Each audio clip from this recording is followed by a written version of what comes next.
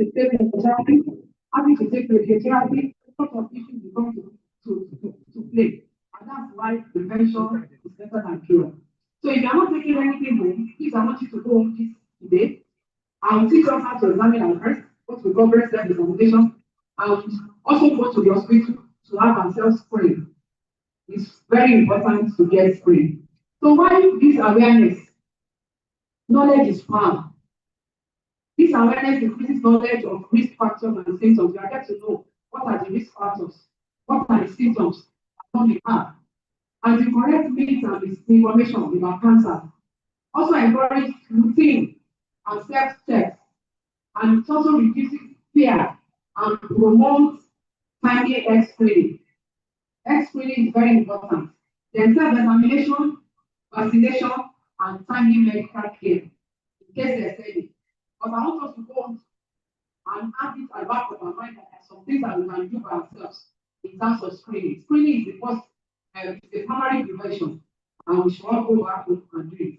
When we talk about cancer, we have what we call modifiable risk factors and what we call non-modifiable risk factors.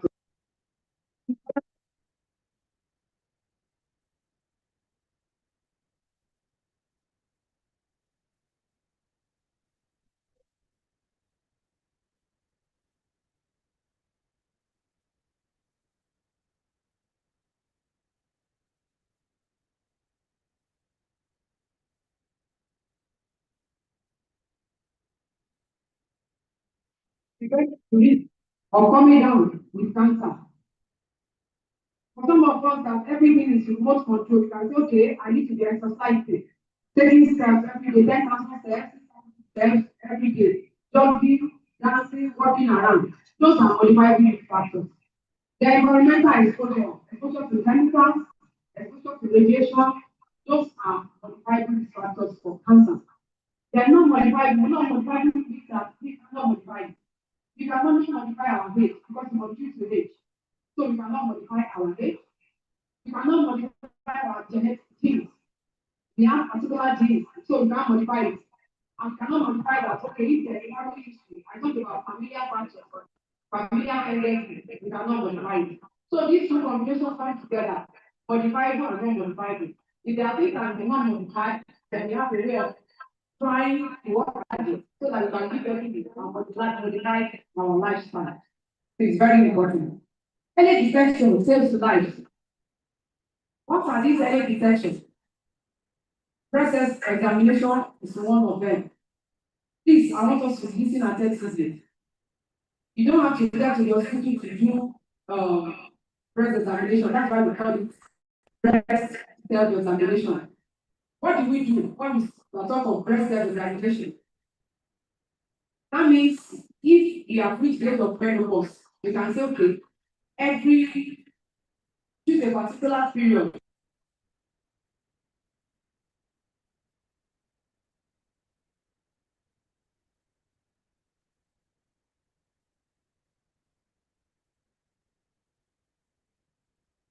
In menopause.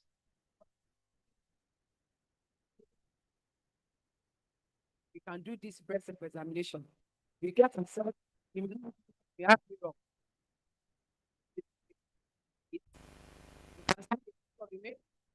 And if you don't, it's just to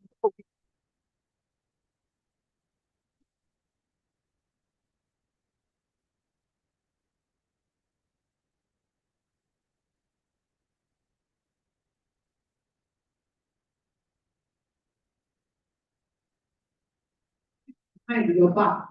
While we are doing that, we want to make this person fun. So that when we spend, when we are operating, trying to examine, we able to know what is going on. So after doing that, so we want to use our left hand to examine our breast. Breast, we can divide it into four parts: the upper part and the lower part. This is the inner part, outer part, inner part, divided into four quadrants. And we use a pad of our hand to be able to examine all the quadrants. We examine it like this, it like this, it like 360 degrees. When we examine, what are we examining? We want to be sure that there are no lumps in the breast. Those are the things that we want to check. We want to be sure that there are no lumps. So if you have examined man, you not come to the idea that that's the latter part of our breast and try to squeeze it using the tongue and the mouth finger. Try to see, is anything coming out of the breast? Is there any discharge, any bloody discharge or watery discharge that has not been coming before? For people that are breastfeeding, of course, when you press the breast milk will come out. For people that are not breastfeeding, we don't expect any breast discharge. So if it's coming out, we need to get to the hospital and be sure, get tested, get screened, so that we'll be able to be sure that all is well. Then after examining the breast, we check our armpit, the axilla, to be sure that there are no lymph nodes, there are no swelling there too. So when you do that for this one, they will shift the left side.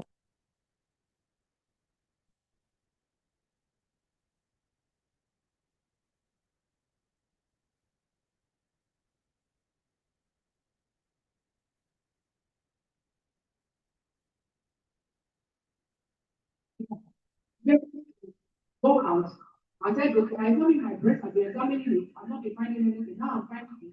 Please come and check for it. And that's why we go for clinical breast examination. To be able to be sure that whatever is there is not something that causes us harm. So it's very important for us to examine our breast every month. Yes, after examining our breast, occasionally, once in a year, what we do, what we call periodic medical examination, we can go for clinical breast examination. We have been doing it, but want to do it clinical and see what is going on there. So if I get to the hospital, a doctor can examine our breast for us, or we go for what we call mammography. Mammography is an imaging study, just to be sure of the tissues of the breast. But some people complain of radiation. Even the radiation is good to compare to if one should have cancer. So that's why we need it. But if you can't do what you call mammography, you can do solo mammography, that's the breast ultrasound. Many times when we go for mammography, and the things are not clear, they ask us to go back and do breast ultrasound scan. So we need to get to know all of this so that we can put it as part of our routine screening on a yearly basis. Then for women, we talk about cervical cancer, and that's the cancer at the edge of opening of the womb. For people of childbearing age, there are lots of risk factors. I've talked about modifiable and non-modifiable. We are still going to dwell more on the risk factors for some of these cancers. For example, cervical cancer. People talk about multiple sexual partners. Those are the risk factors, multiple sexual partners. Then, if early age, people get infection, what we call the human papillomavirus infection. Many times when women are affected with this virus, they may not know because it's hidden. Some people may come down with vaginal discharge, vaginal bleeding, but it's hidden. But those are the extreme stage when people come down with cross-smelling vaginal discharge, bleeding after sex. Those are the extreme stage. But to prevent all of this, women of childbearing age should go for cervical cancer screening. And what do? There are so many forms. We have what we call visual inspection of the cervix with acetic acid. We can be done maybe at primary health care centers. Then we can progress to do what we call pap smear. But now we are turning towards human papillomavirus DNA testing to be sure of what exactly is going on there. Those are the things that we need to know. There are a lot of smoking, alcohol consumption. Those are risk factors for some of these cancers. So we should go for pap smear. Women of childbearing age should go for pap smear. We cannot do it this year. If it's normal, maybe in another year, then every 3 years, there are no risk. But if we have a familial tendency, maybe anybody in the family and we feel that we need to get screened early, then we can start early, maybe from the age of 40 years and above. It will go a long way to helping us. And so also for our girls, we need to get them vaccinated with human papillomavirus vaccine. It's being routinized now, it's part of our routine immunization now. By the time the female child gets to the age of 9, we can get vaccinated for human papillomavirus vaccine. I talked about breast health examination, to explain the breast health examination, and also the areas that we need to look into, what to look for when we examine the breast. We want to examine for lumps, we want to examine for any discharge, any bleeding anywhere, any skin changes. Because the first, for some people, what they notice that maybe there are some skin changes around the breast. which has not been there before. So we need to do that. What are the signs and symptoms of this disease or diseases? Initially, I talked about breast lump, and I said that teenagers, when they come with breast lump, most of the time it's because of um, genetic changes in the body. It may not be cancerous. But for women that don't have these lumps initially, and suddenly the lump starts showing up, then it needs to be investigated. So any breast lump from age of 40 years or even at something years, one should know what is the cause of that breast lump. It may not be boys, it may not be ordinary, so they should get screened for breast lump. Nipple discharge that has not been there before. I wasn't as if because something is there, then one should run to the hospital and get screened. Skin changes around the breast, one should get to the hospital and get screened. Abnormal shape of the breast, maybe suddenly when you examine, a lot of sudden one is getting shrinker than the other. One should be able to know what is going on. But the most important thing is the breast level examination. Because by doing that on a monthly basis, we are able to go, be able to know that these things have not been there before and now it's coming up. Then for cervical cancer, people say that there are so many cancers affecting women. Apart from breast, apart from cervical cancer, we have endometrial cancer, ovarian cancer, skin cancer, colorectal cancer. But these two, the breast and cervical cancer, are the major ones, and that's why I focus my attention on them. Because, for example, cervical cancer is preventable and it's also curable if it's picked early. And the only way to pick it early is when we go for pap smear or HPV DNA testing. Now, for cervical cancer, unusual vaginal discharge, you know that women, they have normal vaginal discharge maybe prior to menstrual flow or during ovulation period. But this particular one will come, it will be so heavy, copious. It's not because we have candidiasis, what we call yeast infection from the breast. But this one will come, get treated, and it's coming. It's fast smelling. It's not whitish, probably it's yellowish or greenish in color. And it's becoming more and more. Some people, even at this stage, they may not even go out to complain. They start taking some medication, start going and treating, using all sorts of things. But unusual vaginal discharge, we should get to know what is the cause of this unusual vaginal discharge. Unusual vaginal bleeding, especially for people that have reached the age of menopause and they are not bleeding again. They are not having regular flow again. And all of a sudden, they started bleeding. One should get to the roots of this unusual bleeding after menopause. Or maybe after sex, bleeding is coming. One should get to know. Or pelvic pain. Pelvic pain that we felt that, okay, it's not because we carried any object, any heavy object, or because we have been sitting down for long, and suddenly having pelvic pain, and we have been taking some medications as it's not going, and coupled with all the other symptoms, then we should get ourselves screened. Then unexplained weight loss. They are eating well, everything is going well, not it's diabetes, but suddenly unexplained weight loss, fatigue, then one should go to get to the hospital and get screened. What are the preventive measures? The preventive measures is for us to adopt a healthy lifestyle. A healthy lifestyle. People say we are what we eat. Gone are the days that people will start to take a lot of junks and they eat Kilimanjaro. And whatever they are eating, they are not even doing the exercise to shed some weight. So we should adopt a healthy lifestyle. We should eat in moderation.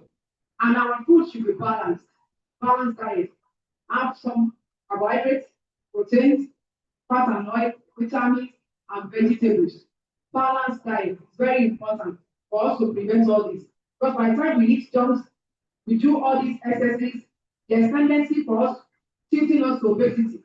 And obesity has a lot of side effects, and one of the risks is cancer. So we should build healthy. Then we should exercise. Physical inactivity is not good for us. We should try and adopt a way of exercising. People will say, I have to go to work, I have to do this. Thank God you are engineers. And many times you're on site doing work, you start doing all sorts of things. But even beyond that, we should do some form of exercise. Exercise that make our hearts to race. That we know that, okay, we can be faster and it will help us. We should do exercise. You may say that we don't have time, but we can play good music and dance and sweat is a form of exercise. Small garden at home is a form of exercise.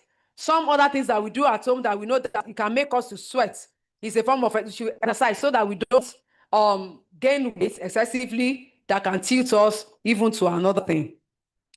Then we should get vaccinated. Apart from our girls from 9 to 14 years that can get this human HPV vaccine, we ourselves can get to the hospital and do HPV DNA testing or pap smear. If it's negative, then we can get all these vaccines, particularly for human.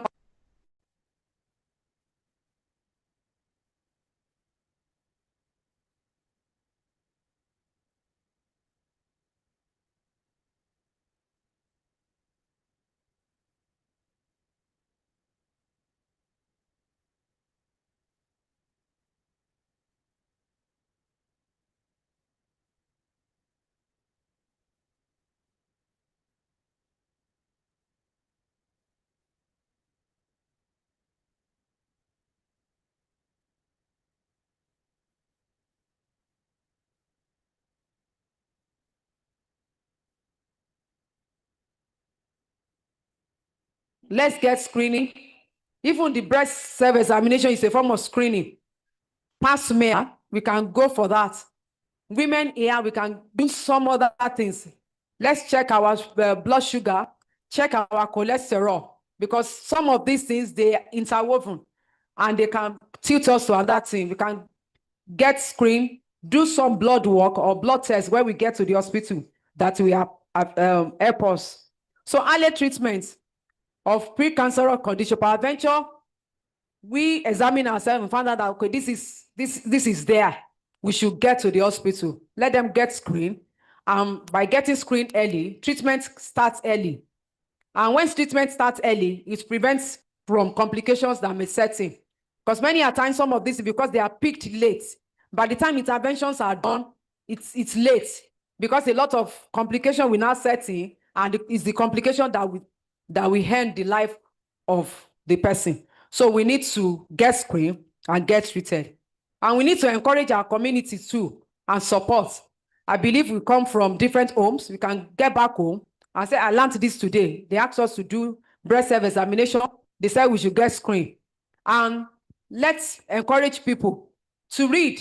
They can read online. They can go to the hospital and say, I need some form of health education about these things so that they have that awareness with them.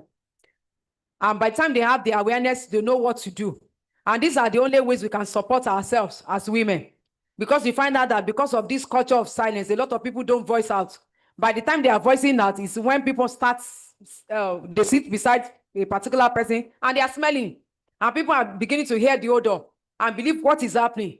That's why some people will come out to say that they have all these things. So we should adopt the healthy lifestyle. I've talked about it. And what are the chain, the cycle? Please, I want you to show the next slide. I talk about eating healthy, eat healthily.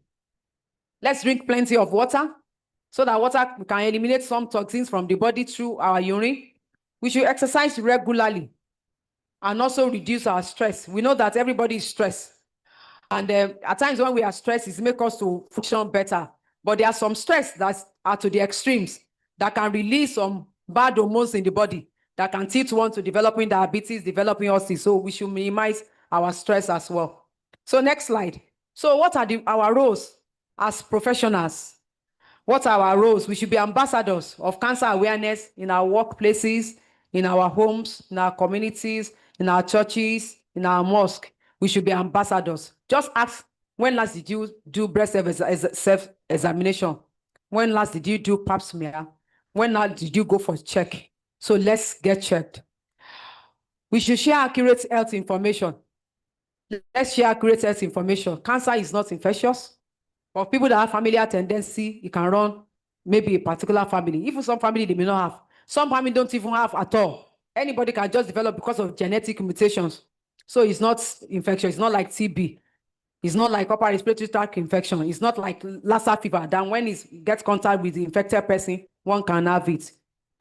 So we should support our families and colleagues to get screened. Sincerely, if you are saying that screening is expensive, but by the time cancer sets in, the money to take care of it is far more expensive than getting screened.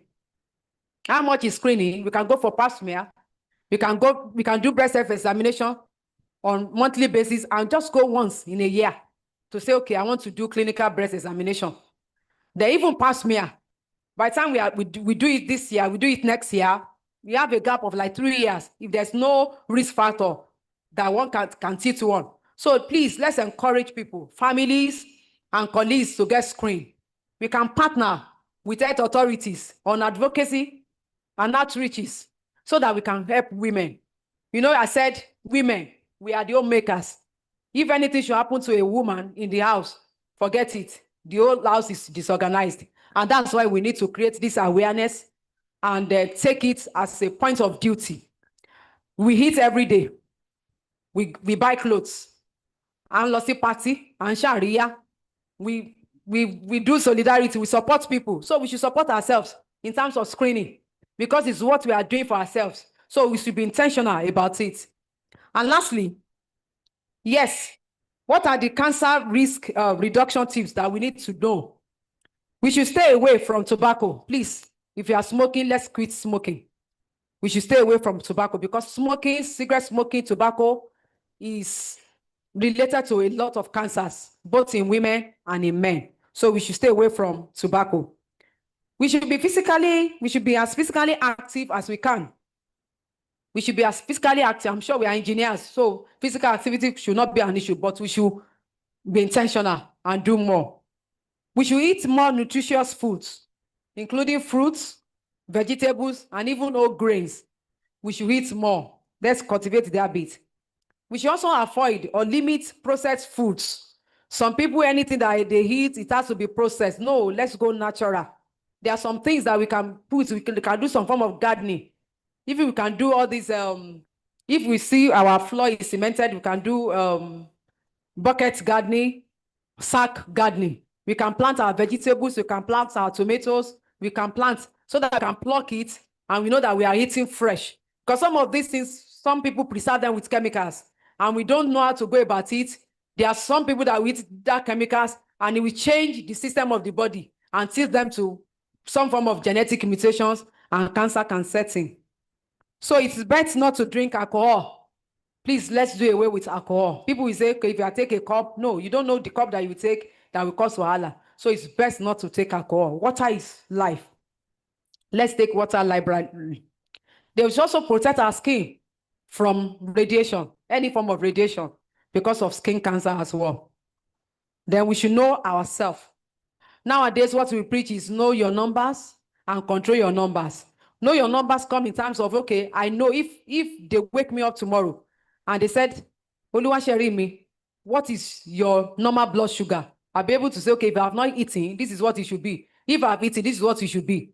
So by the time I'm not getting extra above, let's say maybe my normal blood sugar is without eating 90 milligram per deciliter. And I'm used to that. Maybe after eating is about 140 milligram per deciliter. And all of a sudden, fasting sugar is now 200 milligram per deciliter. Of course, something is going on because that's diabetes. So we should be able to know our numbers. The same thing for blood pressure. If I asked us, when was the last time that we check our blood pressure? When was the last time that we check our blood pressure? So we should have an idea of our numbers. We should have a number that even without exercise, without anything, when I wake up in the morning and you check my blood pressure, I'm going to get 110/70 millimeters of mercury. By the time we are not getting 130/80 millimeters of mercury, even though that 130/80 millimeters of mercury is normal blood pressure, but it may not be normal for you because that's not what you are used to. So that's why we should know our numbers and control our numbers. So we should know ourselves. We should know our family history. When we know our family history, it helps us to be able to take some cautions, to be able to work on it and be intentional. We should also try to know the risk that we have. Maybe we are obese, we should try as much as possible to shed some weight and be sure that we are okay. So we should get regular checkups and recommended cancer screening tests. I've talked about breast examination, clinical breast examination. I've talked about pap smear or HPV DNA testing with regards to breast cancer and cervical cancer. And we can get vaccinated as well after getting negative screening so that we get ourselves. So in conclusion, remember that awareness is not a death. Awareness is the first vaccine against fear. You know, when we talk about cancers, there is this fear. No, we should not be fearful. Rather, we should go all out and be able to do the needful. So awareness is the first vaccine against fear. And early care is the strongest weapon against loss. So when women know, they can act. And when women have access, they can survive. And when women survive, families and nations thrive. So on this note, I want to thank you for listening. And I don't know whether we have any questions that we can answer. So I have gynecologists in the house, and I have director of nursing services. So if you throw questions to me, I can't answer. So they are experts in the field, and they will answer. Thank you. Please keep jamming those hands. Thank you so much, our Honorable Commissioner, Dr. Oluwa Sherimi Tumobi. I'm in Yoruba land. All right. Thank you so much, Ma. God bless you, Ma. That was a very lucid and very detailed talk. And I know that I personally learned a lot of things. I know a lot of us here, we learned a lot of things. If you learned, can I see you wave at me, please? Yes, beautiful, excellent. Clap for yourselves. Good. Now, we want to quickly make an announcement, and the announcement is all technical presenters for our technical sessions. Please, you have to go there now and set up, and the technical chairs for the sessions. Okay, so those for the next room, you could just go set up so that while we finish up this health talk, you set up for this particular venue.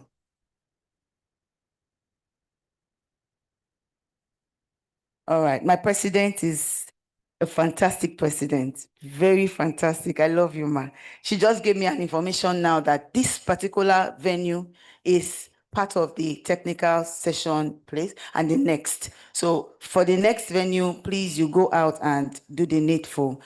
Engineer Yetunde Aladeton FNSC is waiting for all of you so that, and then I want to recognize our colleagues. Girls grow into women. We have to recognize them. And I particularly, Queenette, I have a beautiful song for girls. The G's in engineering is for girls. So I want to recognize all the colleges here present. I didn't hear that. Oh. Beautiful. If you're here, make some noise. Yes, colleges, welcome. We appreciate you. We recognize you. And now we want to go to the next session, which is question and answer session. If you know you have a question, just beckon to the lady on white. Tell us your name. First of all, you need to have an identity. Tell us your name and then your question. Be very brief. According to the owner of my school, be brief when talking to me because others are waiting. So please be brief because others want to speak. Go ahead. Tell us your name. Okay, good morning, everyone. All protocol duly observed. My name is Engineer.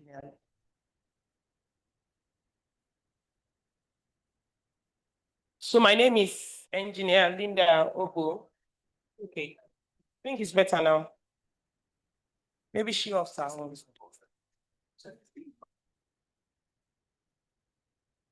Okay, so my name is Engineer Linda Ogo.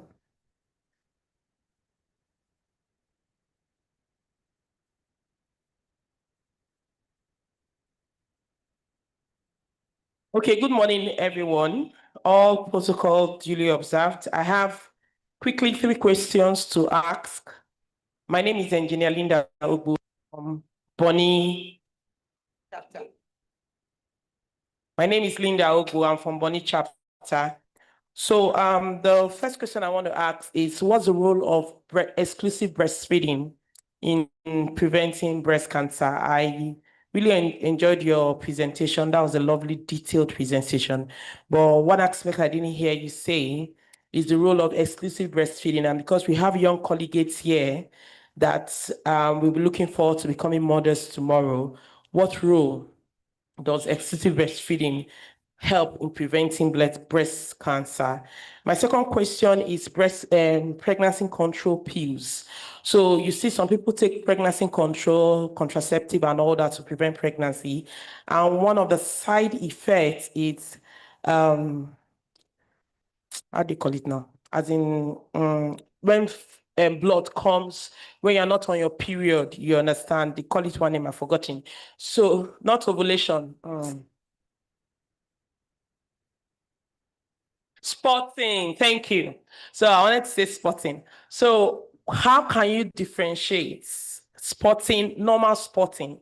Because there are spotting that you're not supposed to be concerned about, but there are spotting you need to be concerned about when it comes to cervical cancer.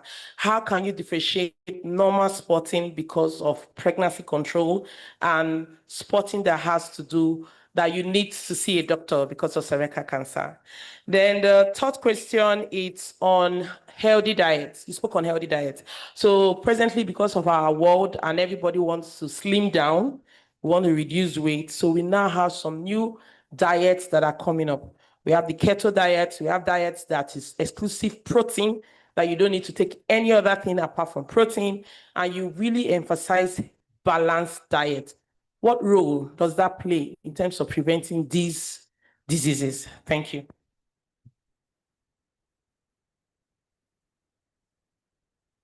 Thank you very much. Do we just let the questions roll in and then you answer them one after? Thank you. Someone wants to speak? Let her come up stage. Okay, good morning, everyone. Tell us your name. Be very direct to your questions with others. All protocols duly observed. My name is Engineer Catherine Wazuo from Bonny Branch as well. So you mentioned something about seeing blood after sex or something like that. But I've had some people complain about seeing blood during sex. So I wanted to know, is it a concern? Is it something they need to go to the hospital for checks to confirm? But I had other ideas, I think. Thank you very much. The next person, please. Double up. Thank you. Your name, tell us your name and then your branch and speak. Okay, good morning. My name is Hosanna Adeyemi, also from Bonny Branch. So Bonny Branch is winning, no? okay, so my question, I really enjoyed the presentation, but I didn't hear anything about pregnancy. So when you're pregnant, how do you carry out all these scans and tests? You know, some of the x-rays and sonography and all that are not good for pregnant women. So what do you do? All right, thank you very much. Okay, come up, come up. Your name, your branch. Don't tell us Bonny Branch, oh. Otherwise I'll tell you to go back. Good morning, everyone. My name is Hope Arotola, still Bonny Branch. Sorry for that. Okay, so my question will be straightforward. Okay, Bonny chapter. Just Thank you. Bonny chapter. Yes. Let's go. Okay, I just have a question. So in a situation where, like you said, I enjoyed your lecture very well and I took some notes. But in a situation, because you're talking about before menopause, that there are times you have a lump that is not cancerous, right? So what about in an early age, let me say in your 20s, you observe some lumps in your breast.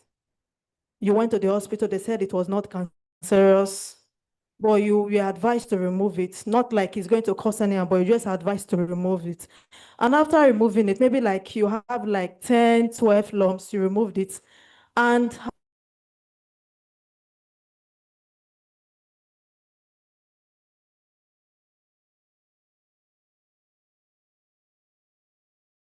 going back for surgery here and there, it's not really good for our body. So what do you do in such situation? Thank you. Thank you very much. This time around, one other person wants to speak. All right. I'm Engineer Dr. Helen Owoyemi from Ado-Ekiti chapter. My question is on the issue of the breast cancer. There's a saying that for a grown-up woman, possibly in menopause or not in menopause, that the husband suck her breast, that reduces the tendency of having breast cancer. Or the nursing mothers that give breast to their children maybe for 2 years and above, that also reduces chances of breast cancer. Are these scientifically true or not? The question. Is that a myth or is it true? Please, I would like to give my chairman that she raised up her hand before you. She was asking. Okay, Oh, but I she gave has her been the raising up her record. hand. Okay, come and speak. Then after you, she speaks. Okay, God bless you. Good morning. I'm Engineer Ayuakoni from Oshogbo branch. The Past chairman, IPC Oshogbo branch. Oshogbo Let branch. me help her. Oshogbo chapter. Any APWEN member comes here and you say branch, you will be fined 5,000 naira. We have NSC branch. I know some of us are NSC executives, chairman and all that. So you can be mixing it up. But this is our own conference. So you should be able to identify yourself. Identity is very important. I'm Engineer My Ayuakoni, apologies. IPC Oshogbo chapter. My question is, it has to do with STDs. Most women, we don't like to talk about this. We understand that, or the popular saying, all men cheat. And they even say we should not even be checking their phones.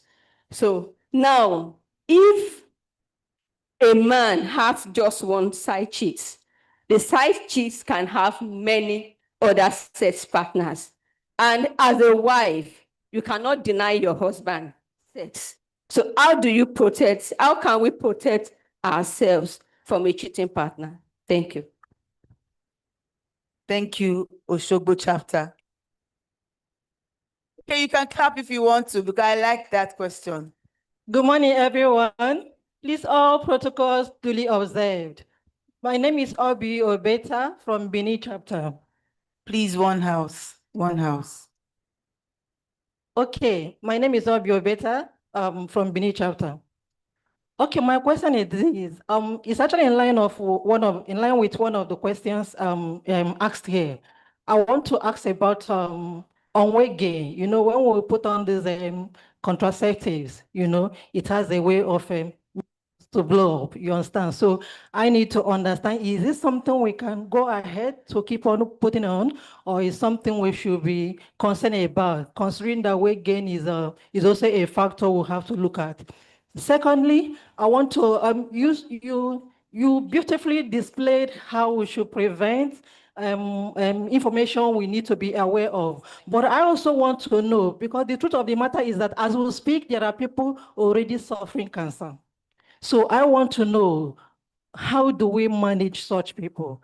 I happened to be in a hospital one time, and a doctor just came in and said, at this point, just know that whatever we are providing now, they're just palliatives. And I felt there could be a better way of putting such. So I want to know, when you already have such situations, how do we manage? Thank you, And Chairman. all that. Then somebody said I should help her ask this question. She will come out. Okay, please go. It's off. It's off. Thank you. Please let her come and ask, because the password, she's passworded. Yeah. Thank you. Tell us your name and your chapter. Okay. I'm Ellen Anthony from Port Harcourt chapter. I want to ask a question. For example, for young colleges and unmarried couples, what are the standard routine tests or checkups that a young lady is supposed to undergo to prepare for maybe your general well-being or future pregnancy? Thank you. These questions are okay. Okay, she's already here. Thank you so much. Tell us your name and your chapter, please. My name is Joyce Okafo, Bielsa chapter. Beautiful. Okay, thank you so much, esteemed presenter. My question is on menopause. You know, some persons from 30, you begin to have symptoms of menopause. It comes this month and tomorrow, next month, it's not there. So how do you manage all of these problems? Because at times you start having bloated tummy, and you know, it's very inconveniencing somehow. So how do you manage it? How do you go about it and all of that? Thanks. Thank you very much. Thank you very much. For all of you that have given us queries, we are going to call on Dr. Oluwaserimi Ajetumobi to come and clear your doubts. Please, let's give her a round of applause, please.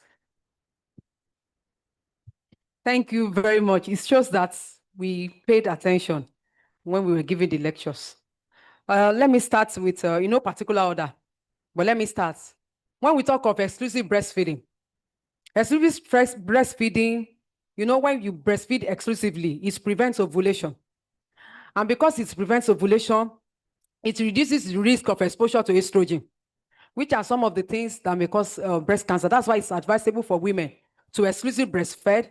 And if you have the opportunity, you can breastfeed up to 2 years. We know that for some people, by the time they are breastfeeding, they don't menstruate. And when they are not menstruating, they are not ovulating. And the exposure to estrogen is less. So exclusive breastfeeding protects against breast cancer. So it's encouraged, it's advisable, or it's advised that every woman should exclusively breastfeed their children. And if you have opportunity, you can extend to 2 years. So that's that. But for sucking, for husband sucking the breast, what that one can do for us is just to be able to pick that there's a lump there, or maybe to help us, if they have retracted nipple, to be able to pull it out. It doesn't really have anything to do with whether the husband is sucking the breast and the risk of cancer is reduced or not. But the one is exclusive breastfeeding for those that are doing breastfeeding. So that's all I can say about that. But I will give room for the gynecologist in the house to hard to eat when I am done. Yes, you talked about routine test for general well-being for future pregnancy. Am I right? I think that was what yes, they do pre-marriage counseling and even some testing. And during that period, usually they will want you to know what is your genotype, what is your blood group. Because there are some blood groups that you need to take some caution, particularly if one is O resource negative. That means at any point in that pregnancy, if one needs blood, you may be able to look out for people that can donate blood, resource negative. So we can check our blood group, we can know our genotype, particularly if you are going in, if I'm AS, I'm not expected to marry AS because there's every chance of having SS. So you may need to know that. So those are the routine things that one can do. Then you can, if you have money, you can go and do pelvic examination or routine ultrasound of the pelvis to be sure that there are no issues. The cervix is there, the uterus is there. And if you want to do high falutin one, so that means you want to go for HSG to be sure that there are no blocked tubes. But even with that, what you need to know to be sure that one does not have hypertension, one does not have diabetes, because in pregnancy, there's every tendency for the sugar to raise, all these hormonal changes, and hormonal changes. So we need to get screened for diabetes, for hypertension, know our blood group, know our genotype. Then we can do pelvic ultrasound scan, check our breast to be sure that there are nothing that can cause delay. And those are the things. And check our cholesterol level, because there may be some of them that may prevent ovulation from, that may cause, if it's dyslipidemia or what we call abnormal cholesterol, one may not get pregnant because it's like a chain cycle and prevent someone from ovulating. So those are the things that we can do before to prepare for future pregnancy. And at times when you get to the hospital, they advise to take folic acid as well to be sure that you are preparing for future pregnancy. Those are the few things that one can do as routine test, just to be sure that your blood work is okay, PCV is okay, the blood sugar is okay, the blood pressure is okay, the cholesterol is not on the high side or that one that can cause wahala. Then one does not have anything related to the liver in terms of abnormal liver function test that may cause wahala as one is the pregnancy is advancing. So those are the few things. The ultrasound will be able to pick whether there is fibroid or no fibroid, because some fibroid will increase with pregnancy, and you want to be sure that you are okay. After getting that, I think we are good to go with preparation for future pregnancy. Yes, we talk about premenopausal. I think someone's talking about premenopausal symptoms, menopausal symptoms or perimenopausal symptoms. Yes, individuals varies. Some people, they don't experience all these symptoms at all, and some, by the time they are getting closer to when the blood will stop, finally, they begin to have issues in terms of hot flushes. You get to this place, even though this place is cool for some people, and they begin to find themselves hot flushes may come in, dry vaginal dryness, that they need to be taking some hormones, but it's individually, it varies from individual. So if you know yourself and you walk up to a doctor, they'll be able to say, okay, these are the things that you should take. But for hot flushes, you can get as many cold baths as possible. For some abnormal changes in the body related to maybe elevated blood sugar, elevated blood pressure, we can still get to the hospital and be able to advise accordingly on what to do. But sincerely, individual varies. Some they don't have symptoms at all, but for those that have, those are the few things that they could do. People will go, we say we should go for hormonal replacement therapy, but even hormonal replacement therapy has its own side effects. But as time goes on, the body, the system gets used to it, and we are okay. But sincerely, it may persist for 1 year, 2 years for some people, but it's just something that we need to bear. Okay, how do we protect ourselves from cheating partners? Well, before you finish asking the question, someone said, use condom now. If you know we have cheating partners, what we can do to protect ourselves, particularly from sexually transmitted infections, it's not just about HPV. It's not just about human papilloma virus alone. Even what about all these syphilis, gonorrhea, sexually transmitted infections? The only way we can protect ourselves is by using condom, either male condom or female condom. But you have the understanding of the partner to say that you want to do condom. This set of people should also get routine screening, so that if I thought there's anything, they'll be able to pick it on time.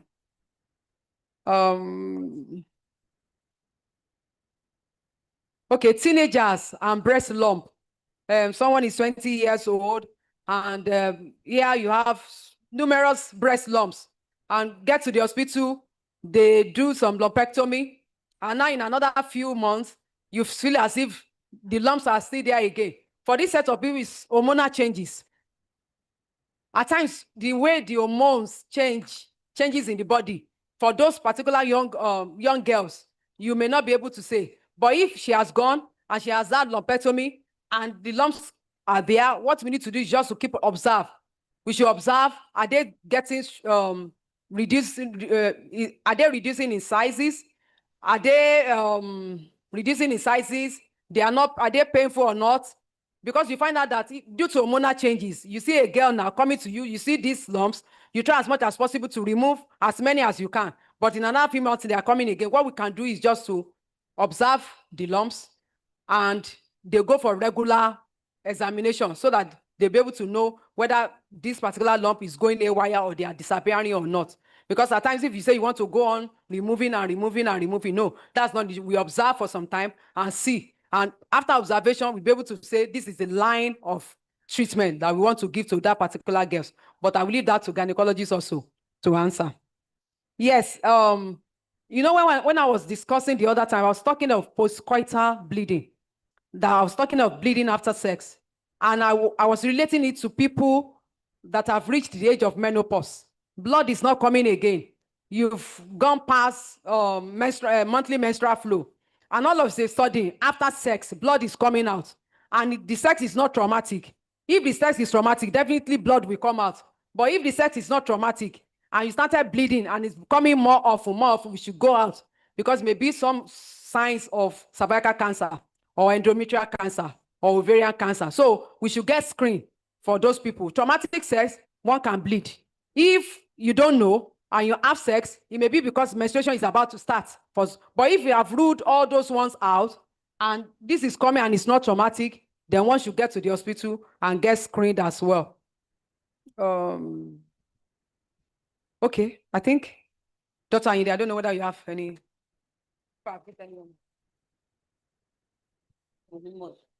Good morning, Your Honor. Good morning, everybody. When we are talking about women, we initially want to say that should be equity and that we should not talk about the issue of data in talking about how many number of women, but we must have a kind of equity and treat women well. And that's the outcome of Benjing 95 and Caro ICD 94. But let me tell you, let me bear down to the vaginal bleeding or coital bleeding after sex. If we look at the woman reproductive tract, we will see that from the inside, we have the vagina, we have the cervix, and we will have the womb that we call the uterus. When those three can be bleeding from these three organs, And when you look at it, there might be specific cause from each. Let me take the womb or the uterus, for example.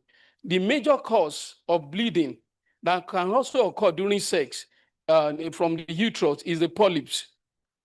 And this kind of polyps is what we call a sessile polyp, polyps that have stalk that can come down a little bit to the cervix, so that when there is infections or when the male organ erodes during sexual intercourse, bleeding can occur.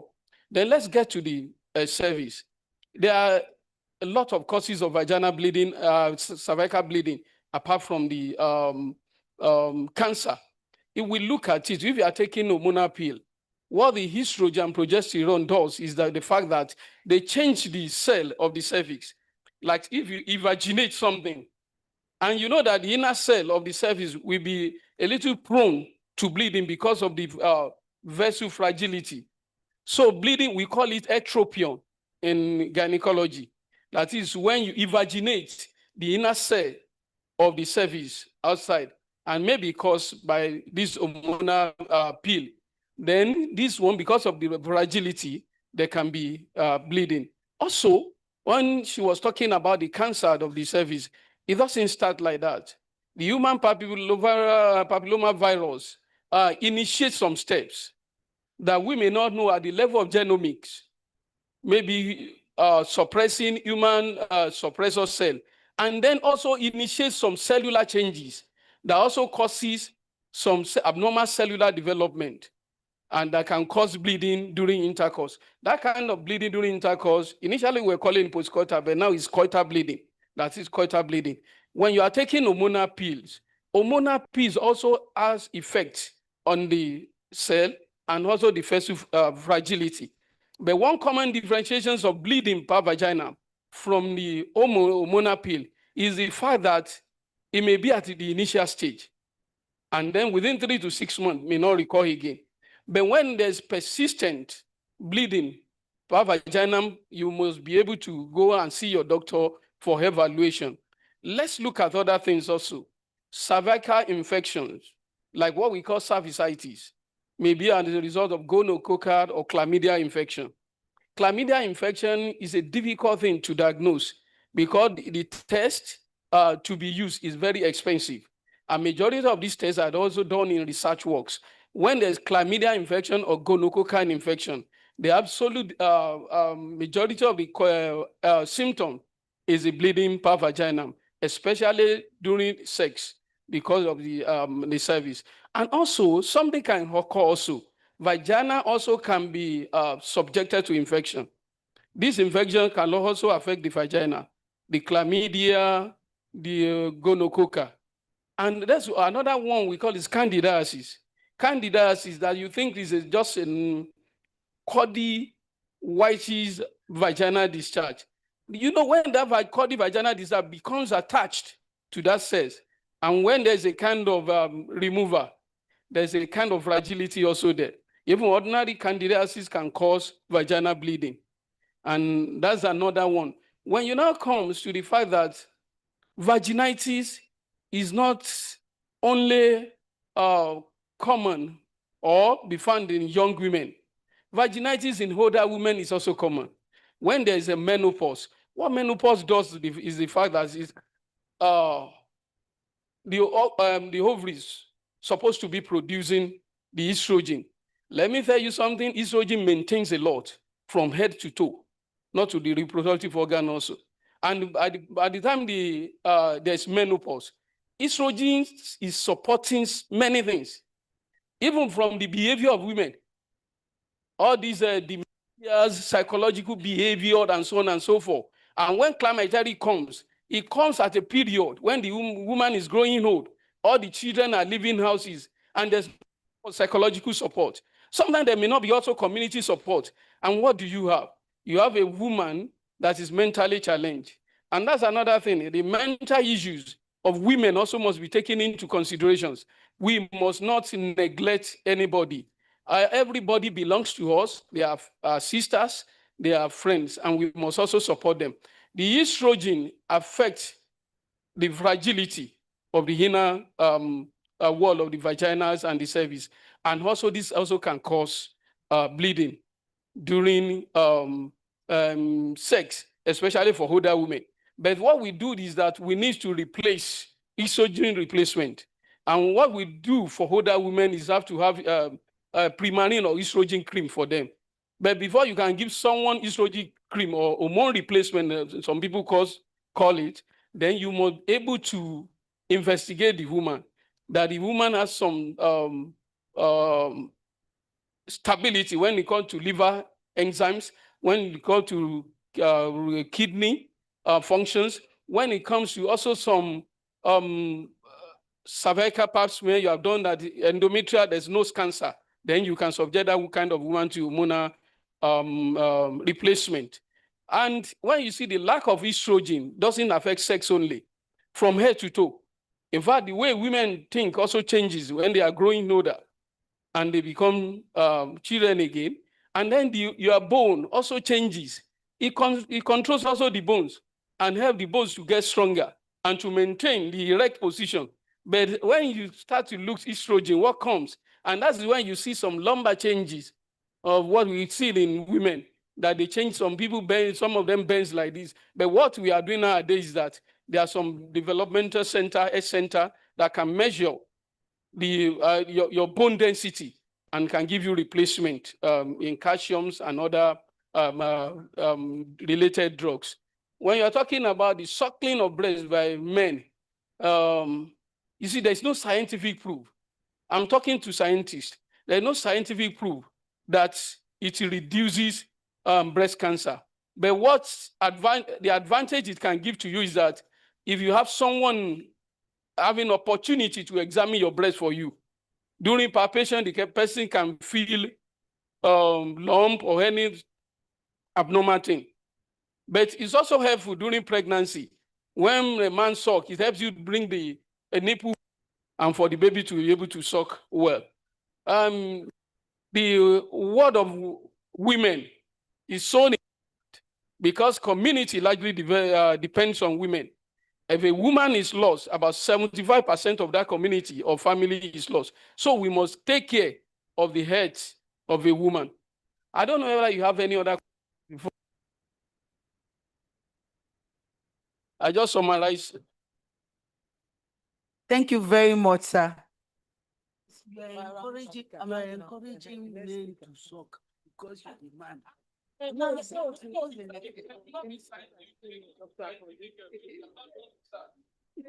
combine meta-analysis and all those things, you can see the fact that it's also helpful. It's in the community, brings bonding. Okay, all right, ma'am. One, ma'am. Good morning. Especially when you are older. Thank you, doctor. They will go and learn the rest. Thank you, sir. Thank you, thank you, thank you. We don't have time on our side. Okay, answer the question, sir. Was a comment. Okay. I said, doctor, sorry. Yes, ma'am. I'm so sorry, Madam President. I said the doctor is encouraging men to suck women's breasts so that the baby can suck because he's a man.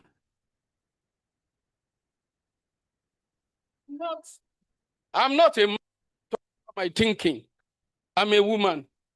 And I must do anything that helps.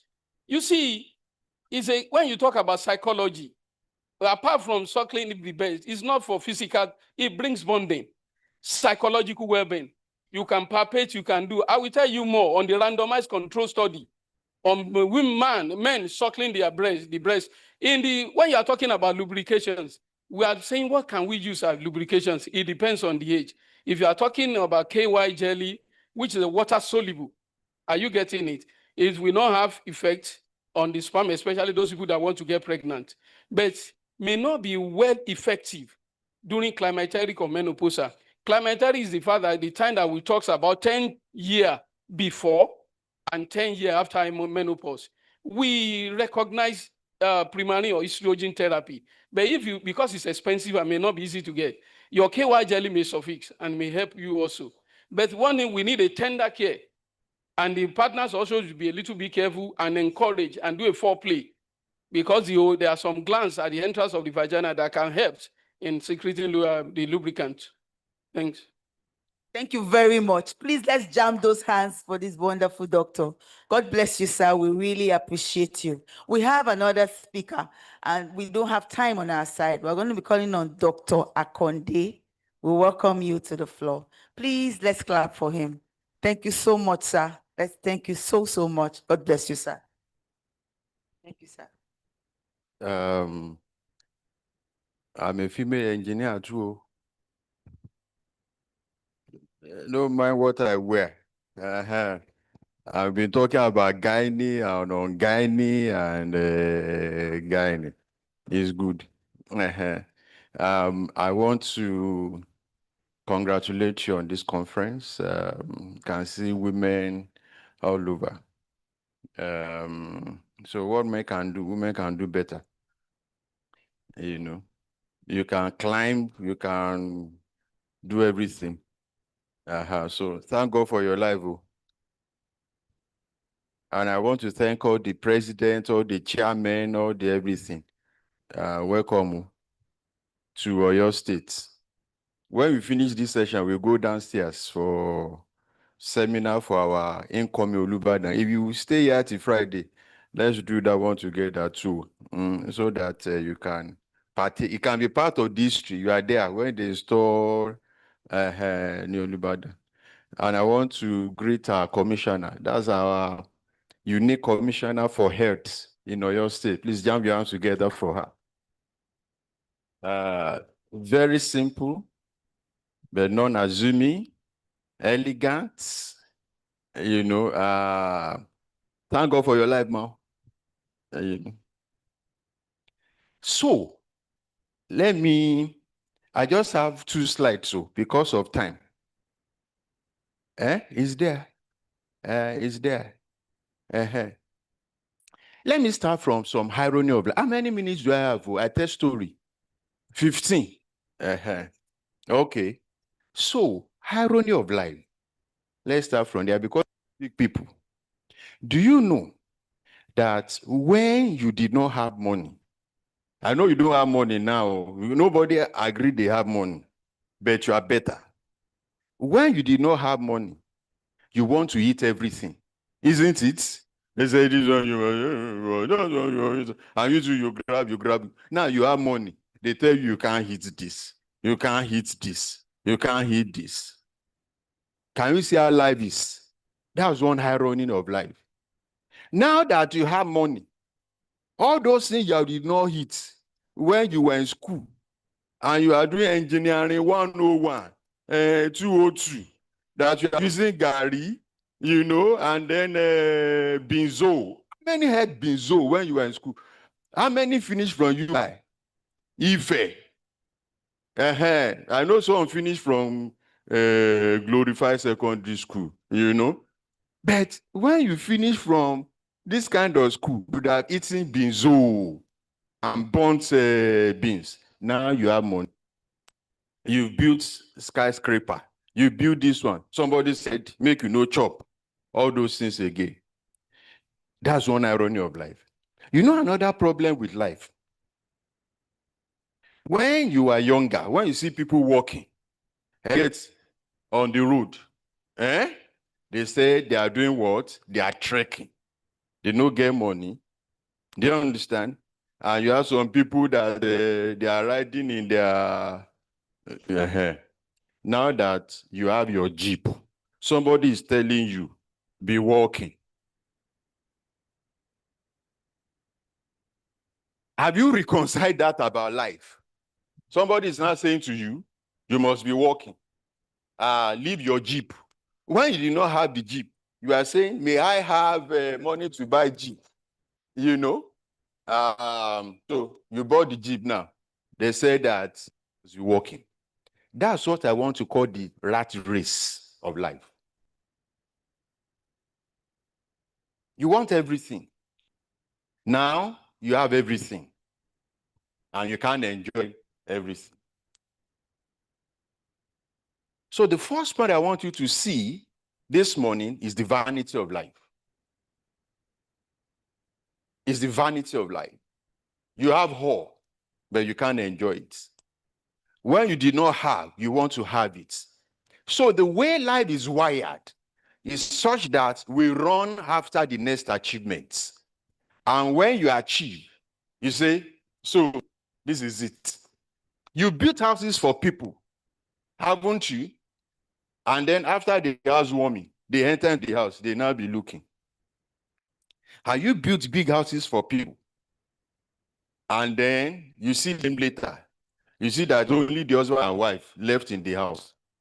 You build them 5 bedroom, self-con.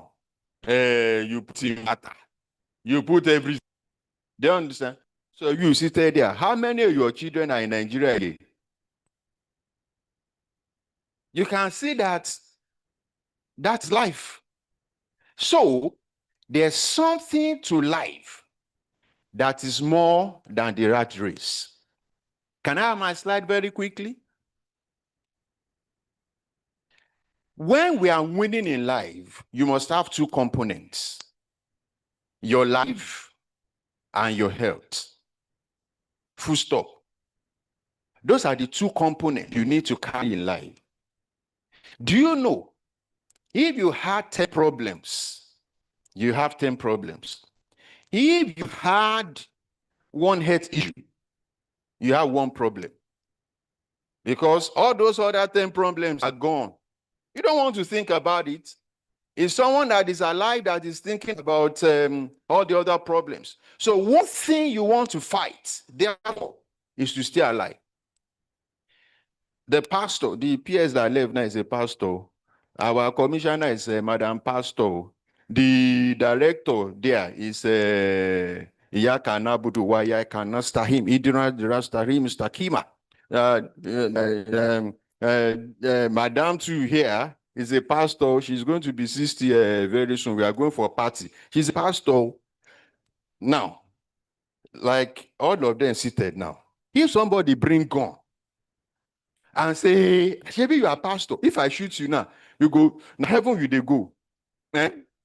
Say, we say, shoot me. After all, I'm going to heaven. If you're in America, if they won't shoot you, you can say, don't shoot me. America, they enjoy. Nigeria now, your head don't, but nobody still want to die in this country. You want your life.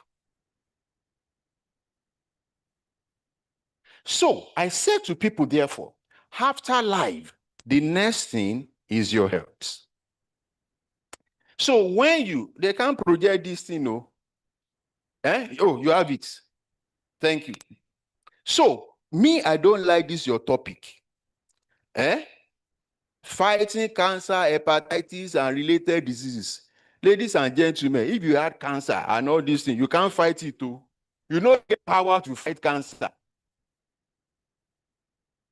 Do you get that? You don't have power to fight it too. So therefore, me, I'm about how you will not get it at all. Don't enter a fight. You know, in life, choose your battles. Don't choose to fight cancer. So this is our life, the rats.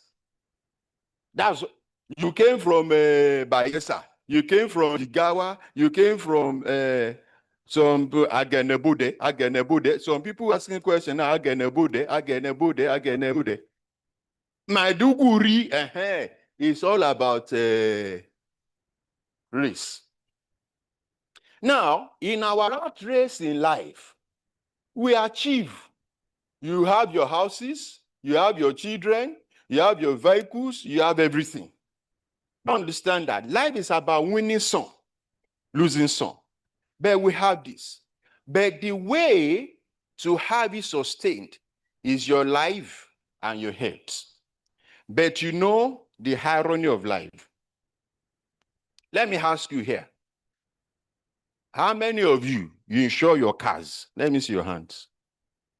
You can't drive the car if it's not insured. How many of you have comprehensive insurance on your car? Let me see your hands. Good. Engineers, third party, that's it's not good, though. It's not good, though. It's not good, though. You must have comprehensive. You know, you must have comprehensive. Now, our life is about our health, you know, and our life. But this is the way we live our life. Our head is crying. You can see the head is tearing. Can you see that? Then this is your life. When you live your life disjointed, you leave health out of your life. That life, so I don't want to use your again. That life will end up in illusion, we end up in sickness. I can guarantee you that. There must be a marriage of life. This is the way you win life, your life and your health. But unfortunately, the way we live our life, we ask our health to sit down. So you fight, we struggle, we give everything. So at the expense of your health, you have your house, you have your children, they do well, they're in abroad, you have your cars, you have everything. Now listen to me very well. What we end up doing at the end of the day is you will sell this house to take care of this health. If you are winning without carrying your health along in life, your children will be deprived. Let me give you an example. If you are here with me, say I'm here with you. If anybody had stroke, it's not affecting you alone. One of your children will be affected. So economic income will be compromised because education will be compromised because you can't have the mom that gives to you crawling and you think that your child will be doing well in school. It's not going to happen. So you need somebody that will be carrying you. So it's no longer you alone. As a matter of fact, I'm sorry to say this. If somebody is going to have complication as per diabetes and hypertension, let that be final. It's better to die. Rather than you become a mess. You know, a burden to your family, a burden to your children. So you find that at the end of the day, you sell your house. Those of you here, may it not be your portion. You have treasury bill, you have 10 million savings. Say you have 1 billion in savings. Holy Writ, I read Holy Bible. Some of you will read Holy Quran. But the one that I read has said to me that money can develop wings and it will fly away. One of the things that can make money to develop wings and fly away is sickness. If somebody has problem with your kidney here, may it not be you. You'll be doing dialysis once every week. When it is fine, it can be twice every week when it is getting worse. It's your saving. I like that. You know, that your saving will be going down. When it is done, this beautiful house will be sold. The children abroad, they have to be sending money back home. You know why?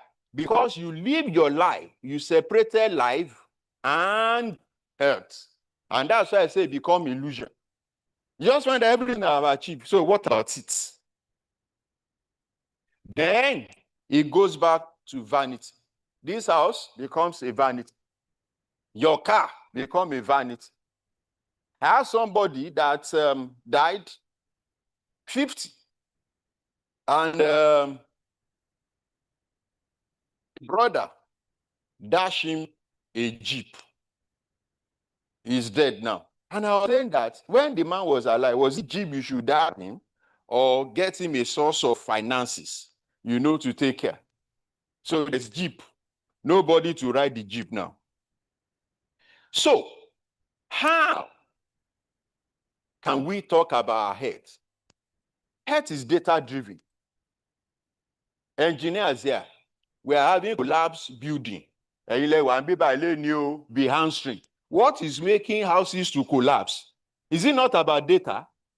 The guy you are supervising, when you get there and say, mix cement to 5 with 1 sando, use 8 cc inches of iron bar and rod, and you went to another side, you know you have about 5 sites. This way, the alakori, you know the alakori, madam, you are from, you don't know alakori. You know, alakori is the stupid guy that is supervising the site. You know, you say, you think that a book they read in university, we have experience. They will not follow. And so you will have the house will collapse. Everything you do as an engineer is there. Everything. I didn't read it, but I know from experience. 2 inches of rod, 5 inches. When you want to do slab, there's a way you do slab. When you want to do your slab, you must finish the slab that day. So slabbing is a ceremony, you know, because you must do it once and for all. Am I right or right? I can never be wrong. So, you know, you just do it that way. It's data. Now, your health too is data. Who is healthy? Is it the engineer that can climb 5-story? That's our own impression. Who is healthy? Is it the one that has just had sex and there's no bleeding postcoital, like guys talk about, you know, when he was talking about chlamydia. I said, guy, you are confusing all these people. They don't know chlamydia, not chlamydia. All that they know is that the inside is itching them, and then something is coming out. And chlamydia, you know, so.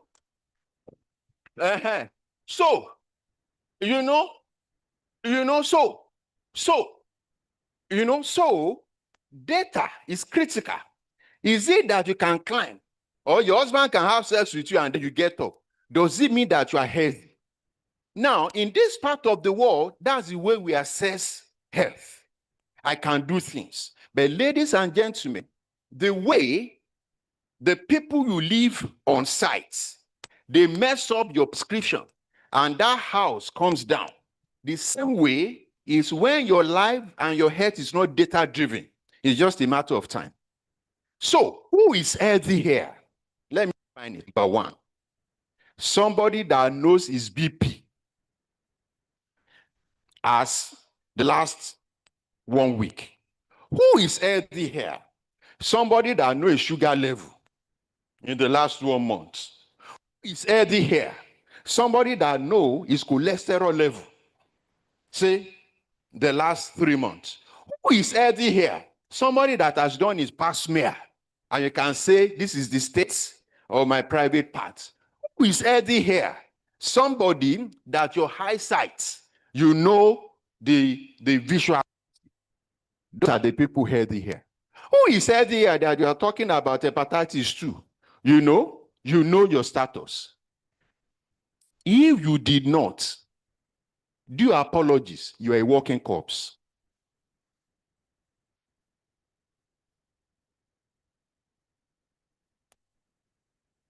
It is critical that your life is data-driven. Like everything around you is data-driven. So, what offers you opportunity to have a data-driven life? Health insurance. I show bias because I'm from Oyo State. It affords you opportunity to be able to say, I'm good, I'm not good. Let me give you an example.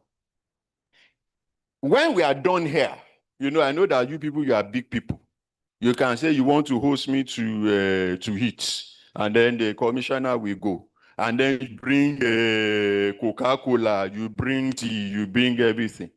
You know that I can say to you, I say, don't worry, just give me a bottle of water. You know, the national president will say, this young man is very humble. I'm not humble. I borrow myself brain. You know why? Based on the data of my life. My sugar is climbing upstairs. If you gave me Coke, do you understand? Do I want you to rapidly climb upstairs? Some of us are alive today because Enge Gabriel, he slept off when you reach the gates. If Enge Gabriel did not sleep, he would have opened the gate. You for don't enter into the other side. The way we live our life, what we eat, what we do, is all for Enge Gabriel to have opened the gate for you. That is critical. So, but insurance limits the wala Enge Gabriel will do because you will stay here. So, if your life is well driven, you can continue your rat race. You can confidently say, my life is good. I can fight, I can run, I can take 5 drawings, I can do 5 more constructions. But if this is not okay, then you are in deep shit. Sorry to use that word, you are in deep shit. I round up with this one. So therefore, no, I don't want this.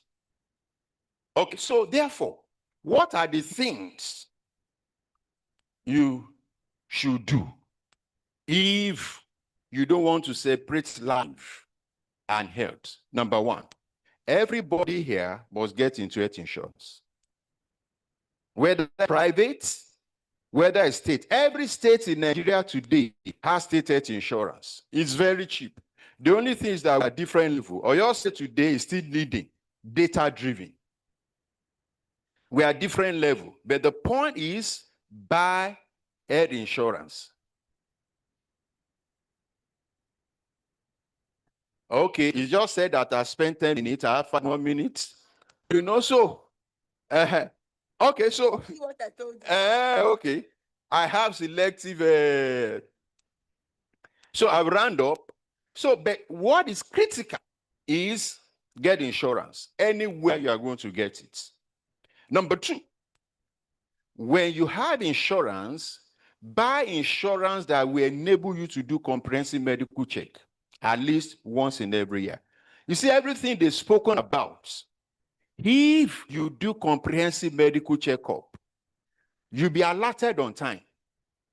I have people that their lives are preserved today because of tests. I have a big man that went for test. From there, they call me.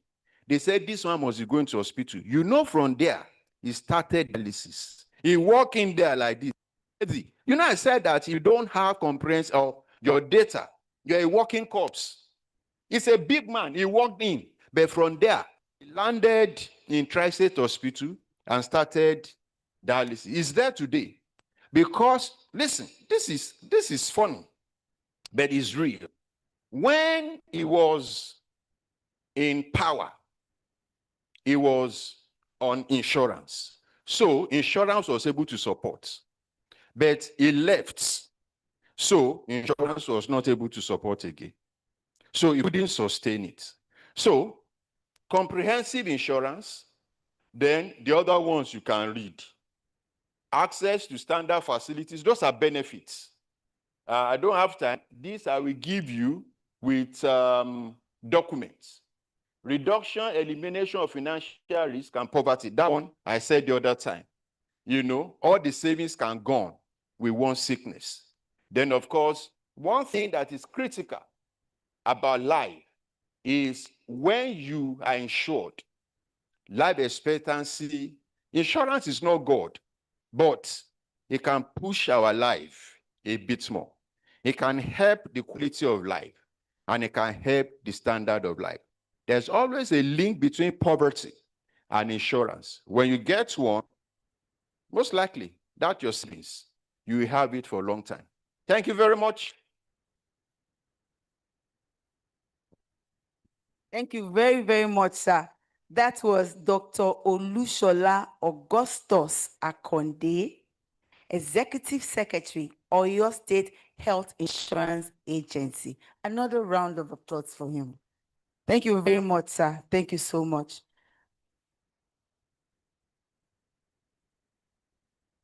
Okay, we really don't have time. And I'm looking at the eyes of my president. You know, when mothers take us out those days, we look at the eyes of our mother, whether we should eat or not. So she's just giving me the signs with her eyes. Now, we want to invite just one person, one. The lucky person takes it. Two. Okay, my mommy, Mayana Detiba. Okay, my president is allowing us just two persons, two. So let me see your hands flying up and I'll pick just two. I have to pick the founding member of our poem. Okay, fine. So from the founding members, my engineer Maya Madetiba, Modupeola Adetiba, I like that name. And then we're also going to choose. Okay, two. From here, pick you. That's just I don't have any. Let them ask. All right. Can I see your hands up if you want to ask questions? Want your hands up? Hands up. Okay. Yes, ma'am. Huh? Online. Okay, let's get online participants.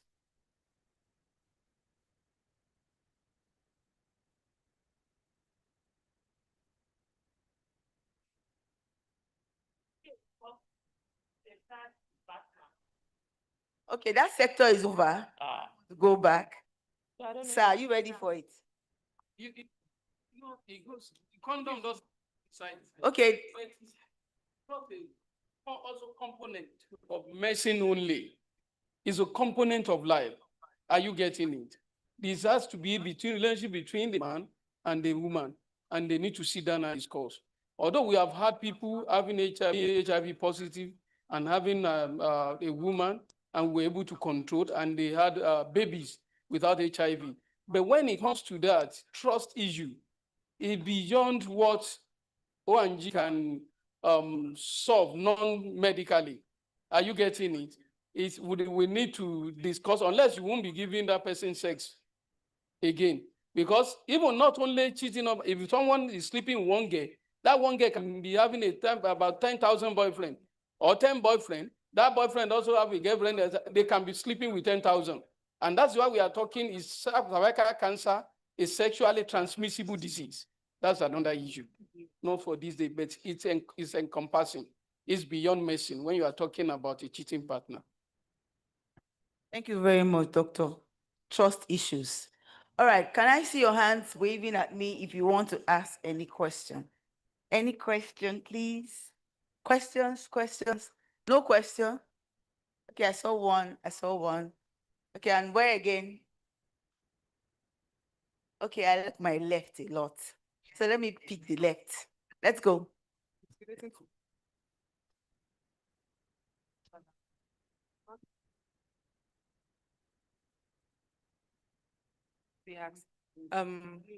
I am Adiboye Awa, a graduate of Laduke Akintola University of Technology, Mechanical Engineering, precisely.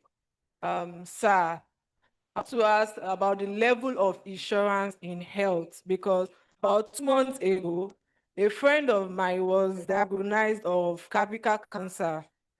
So she was formerly staying in Ogun State, where she was informed that her insurance does not cover that part of health sector.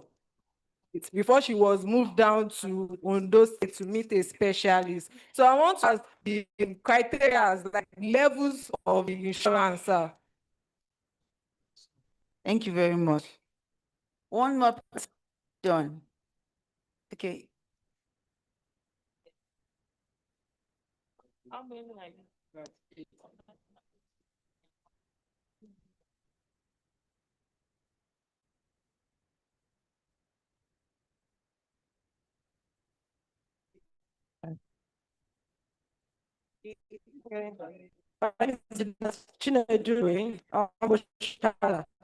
Question is on cholesterol. When somebody is having a bad cholesterol, I want to know the symptoms and the drugs to be applied, how to get rid of it. Thank you, sir.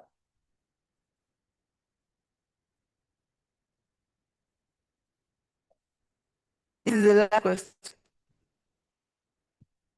Good morning, sirs. Thank you for the presentation. It's really helpful and very impactful. My question goes thus, sir. What's the Nigerian Medical Association doing in checkmating all these medical labs scientists? Because I want to paint a scenario here. In a situation whereby we went to a medical lab for a test, the scan was observed, and they said the person had this appendicitis in her womb. Person was eventually opened at the hospital. They discovered that nothing was wrong with the appendix. They now said they saw a tumor, and they removed the tumor.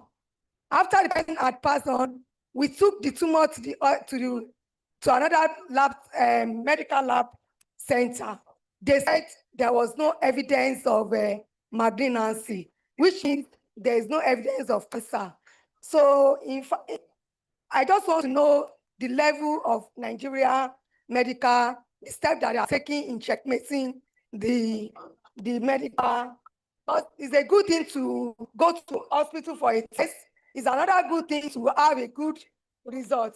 Thank you, sir. Thank you very much. Over to you, sir. Dr. Lushola Akonde. So let me start with the last one. The same way that Nigerians have problems with yes, so also Nigeria have problems with doctors. So also Nigeria has problems with architects. You know, we have systemic problem. You have mediocres that have come, quacks, you know. So that's not medicine specific. However, I need to say this to you that your narrative might be different from what actually happened. So let me raise that. But I need to have to say that when I spoke about benefit of insurance the other time, one thing that is critical is when you are insured, one of the benefits is you have access to the right doctor at the right time for the right thing. So I leave it there. Number two, insurance may cover everything and might not cover everything. So how? If you're on universal health coverage, for example, it must to management of cancer, because universal coverage is saying minimum amount for everybody so that everybody will be taken care of. So if you're on universal and you now have a challenge, you cannot go and buy additional plan. For example, I know somebody that's done kidney transplant, and there's a particular health maintenance organization that package a plan for the person. So instead of spending about 500,000 every month, the person is spending 250,000 every month. So head or tail, that person still wins, because that means that he's saving 250,000 every month. So before there's an issue, get a universal health coverage. That is critical. That is the essence of what I've just said today. Before there's an issue, before there's a swelling, before there's a discharge, get a universal health coverage. If there's not a problem and your universal health plan will not cover it, get a top-up plan. You have a private HMO that can see that you have cancer, you know how. And if you had, it's not the end of life. That's just the truth. We can have a kind of package that will manage that disease. If there's a problem with the renals, you can have a top-up plan that will say we can take care, you know, of dialysis. Possibly they'll be saying out of the two every week, we take care of one, you spend money for one. So again, it's reducing expenditure. I think I've answered the questions. Thank you very much. Thank you very much. Please jam those hands for him. He has done justice to the topic. Dr. Olushola Augustus Akonde, Executive Secretary, Oyo State Health Insurance Agency. Thank you so much, sir. I want to call on the next speaker, and this time we are going to give in the next speaker 5 minutes. 5 minutes. 5 minutes. Taiwo Baba Tokwe, can we have you? Please clap for him. 5 minutes. I will stand behind you, stopping you at 5 minutes. Thank you so much, sir. Thank you very much. Good afternoon, everyone. I have to start by appreciating Madam President for this, for her understanding that we should share this with us. I'm a wellness advocate, and I want to present a theory of a dietitian from Japan by name Dr. Peter Hadamo. Now I've become an advocate of this theory because that theory saved my life 14 years ago when I had a certain sickness that would have killed me. I had hemorrhoid, and then it defied all treatment until I came across this theory. And in 1 week, that problem got solved. And you know that there's a Chinese proverb that says, if someone shares something of value with you and you benefit from it, you have a moral obligation to share it with others. So I have a moral obligation to share this with you this afternoon. Now, what I discover is that the people that are giving us advice on food, they are making a singular mistake. And what is that mistake? By prescribing the same food for everybody. Our foods are not the same. Hello? Now, the way we react to food are different. Take, for instance, now, somebody may just finish eating a plate of beans, and almost immediately he starts to complain of heartburn. Now, give the same beans to that person, another person, give him a whole pot. He will so deal with it, he won't feel any heartburn. So that goes to explain that our foods are not the same. So it is expedient for everyone who wants to live a sickness-free life to know his or her food. And that's why I'm here. Please, can you help me tell your friend, know your food? Now, according to this dietitian, what determines our food is our blood group. And unfortunately, some people don't even know their blood groups. In fact, some people confuse blood group with genotype. Because each time I ask somebody, what is your blood group? The response I always get is A or AS. Of course, you know A and AS are not blood groups. Those are what? Genotype. Now, blood group will come with a positive or negative sign. You hear O positive, O negative, A positive, A negative, B positive, B, AB positive, AB negative. Those are 4 common blood groups that we have. But let me quickly ask us, how many of us are O blood group? Can I see your hand up? O blood group, whether positive or negative? Wow, you are in the majority. Wow. Now, I have a good news for you. Whether you are positive or negative, now listen to me, O blood group. This is a good news. All these theories that have been circulated everywhere now, that we should stay away from meat, that we should go vegetarian, avoid meat intake, is not your theory. It's not your theory. Now, O blood group remain meat eaters till Jesus comes back. Now, this is the logic behind it. This is the logic. Now, normally, meat takes time to digest. It takes about 3 to 4 days to digest. This is according to the dietitian. But for O blood group, it doesn't take that long to digest in your stomach because people have high content of stomach acid that you inherited from your forefathers who were hunters. Now, instead of this meat to take 4 days, it takes 40 minutes to digest. So if you are O blood group and you are not eating meat, you are not changing yourself. So please enjoy your meat. Now, but having said this, you can't afford to eat all kinds of meat because our foods are in 3 forms: beneficial, neutral, and detrimental. So please find out the type of meat that is beneficial for you from this book. I like to recommend this book because I don't have that. I will have broken it down for you. But please get this. And O blood group, please stay away from any other thing that is acidic because you already have enough acid in your stomach. So don't add to it. So when you are choosing your fruits, let it be alkaline fruits. Fruit like banana, mango, very beneficial. So whenever you take watermelon, pawpaw, or apple as O blood group, you are just taking neutral. Neutral means no benefit, no harm. But please be careful with orange. Orange is acidic. Be careful with tangerine, it's acidic. Be careful with pineapple, it's acidic. Be careful with coconut, it's acidic. Be careful with plantain. plantain when fried becomes acidic. Yeah. When you boil your plantain, it's better. But when you fry, it becomes acidic. Now, the reason why people feel heartburn is this: when they eat beans, beans itself is acidic.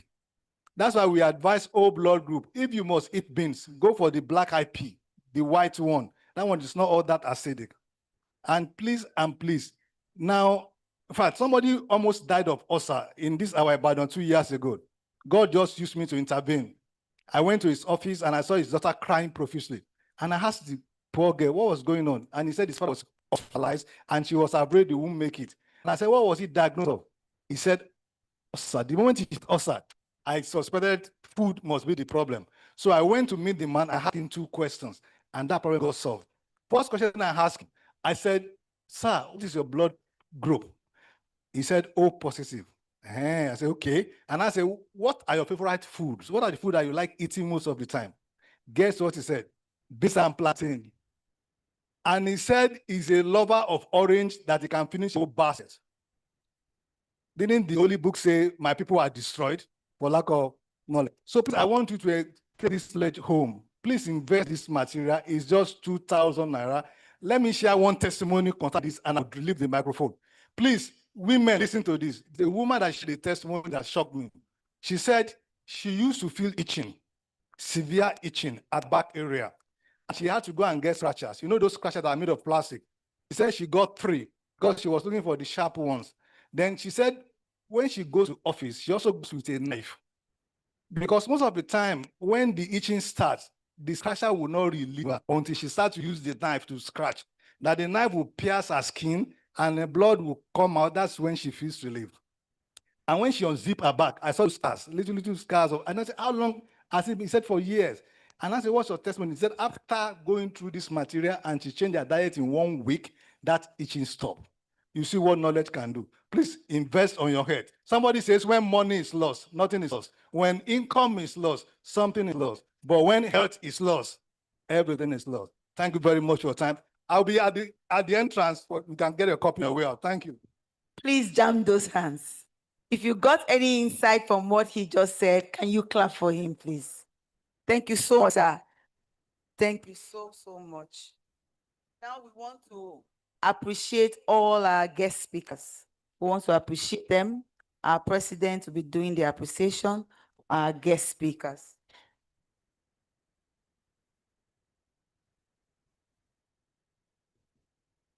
Okay.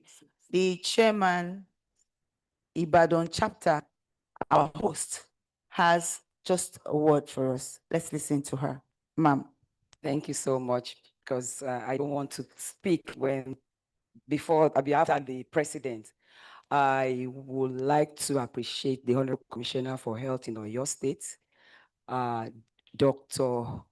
Oluwaserimi Ajetumobi. This is not the first time she's presenting to APWEN. In February, when we had our AGM, she was with us. She was a guest speaker. At the time we call on her, she would always support and give her words. So when I told her that she would be the one to be our guest speaker, she's a very busy person. This week is busy for all of them because we are preparing. We are not even preparing. We are in the coronation mood. So they are very busy. Commissioners, His Excellency has detailed them to be part of the coronation team. So seeing her seated here, she has given us her time. So I want to appreciate you, Honorable Commissioner. She's a very simple person. You can see her. She's a very, very simple person. So thank you so much for coming. And also our team, you coming in with your permanent secretary, the permanent secretary, Ministry of Health. Thank you so much, sir, for always supporting the commissioner. The director in charge of nursing, thanks so much for coming. It's not easy to leave your work to come. The director in charge of water resources, my darling friend, my darling sister, thank you so much for supporting the Honorable Commissioner. And the executive secretary, Health Insurance Agency. All of them are big people in Oyo State. You can see they are all Ibadan. You know, we are all in the mood of the coronation. So thank you so much. Last week, I know I was like, will you be able to come? These are people that are very, very busy. So for them to come and support us, thank you so much to your executive secretary and your team. And the health insurance scheme, they are always supporting us. So during our International Women's Day, they came to support us. They came and they ensured that they gave their support. And now again, they are downstairs. They are the ones taking our BP, doing it. So thank you so much. Thank you very much, ma. Thank you so much. Thank you. Now, the next on the agenda is presentation of award. When you have what, you will be appreciated. So all our guest speakers, we need to appreciate them. That's what we want to do now. I'll give the microphone to our president to continue from here. My president, ma'am. A round of applause for president, please. Thank you, ma'am. Thank you so much, the MC.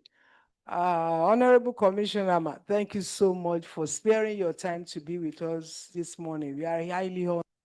Thank you so much.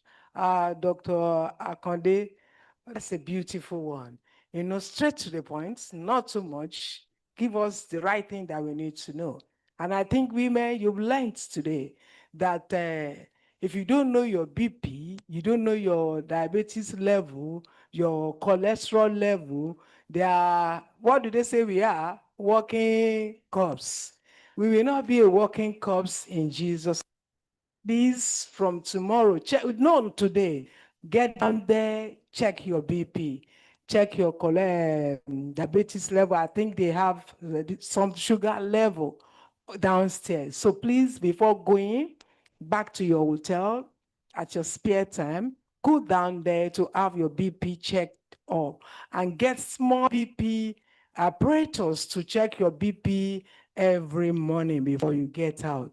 So equally, there are BP apparatus that have both the sugar level that you can do it on your own.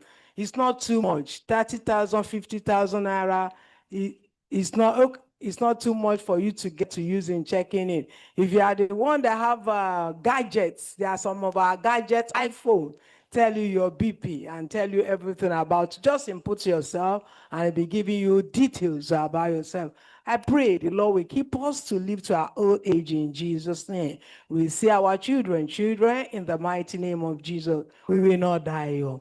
We will fulfill divine purpose on this earth in Jesus' name. Thank you so much. On this note, I call on our able commissioner, Dr. Oluwaserimi Ajetumobi.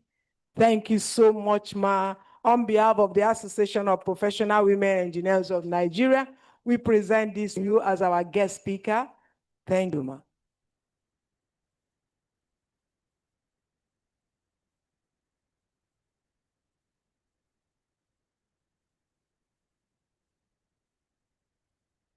Thank you. So we have our next guest speaker, Dr. Olushola Augustus Akonde. Oh, it's a beautiful presentation. We just have to get it right. It's a beautiful one. Thank you so much, sir. On behalf of Association of Professional Women Engineers of Nigeria, we present this to you, Dr. Olushola Augustus Akonde, as our guest speaker this morning. Thank you.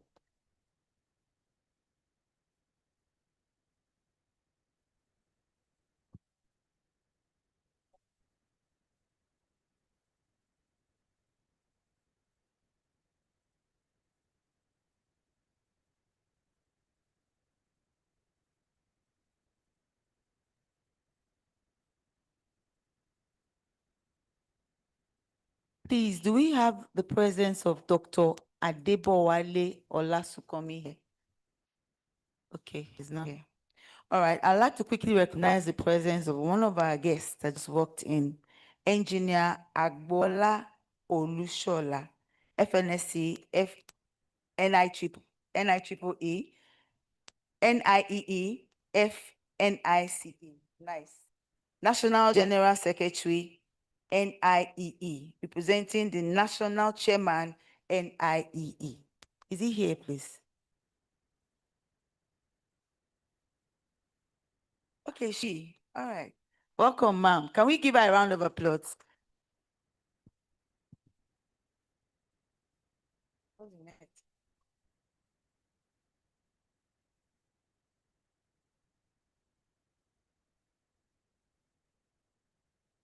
Yeah. Before you go, Honorable Commissioner, I would like you to take a group photograph with the president, past president of APWEN, just right in front here, please. Found members, president, please come with your team members, please. You're welcome. Thank you very much for coming. We know you are busy, for your time, your energy. That was a very, very mind-blowing lecture. The founding members, past president of APWEN. Please, we're about to commence the technical sessions. Please, the seminar room is ready. Please, some of us can go to the seminar room. We are having 2 technical sessions. We are having some here, and then we are having the other ones in the seminar room. Please employ us. Let's go. Some of us should go to the seminar room, led by Engineer Dare Bello. FNSC will lead the team that is going to the seminar room. Engineer Falsat Dare Bello.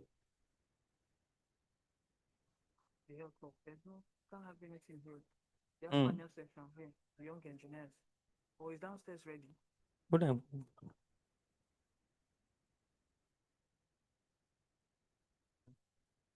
Engineer Dare Bello, please help me lead some of our members to the seminar room. Help me lead them to the seminar room. Engineer Yetunde Alade to FNS will be waiting for you there.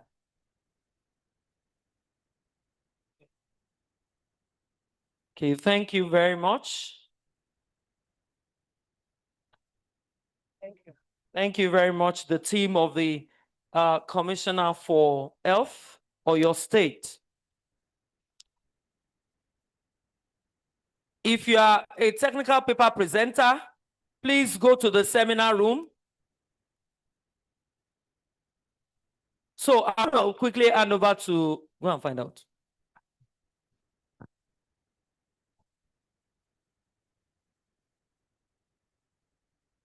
Okay, the young engineers are using Aganga all downstairs. They are using Aganga they used yesterday. So we are having 2 technical sessions. We are going to break into 2. We have some lectures that will take place in the seminar room. Some can move to the seminar room. Please go through your program. Please, they're in your booklet.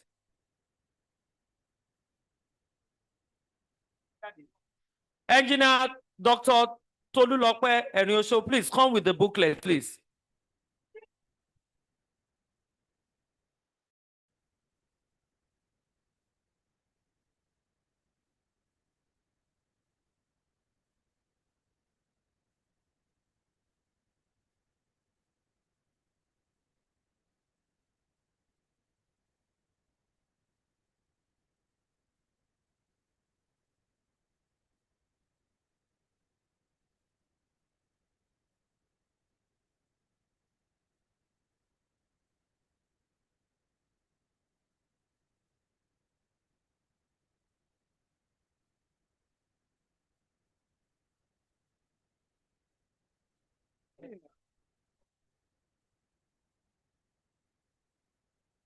Sorry, good morning, everyone. The soft copy of the program is available on Apple Community platform, so you can access it from there. And for the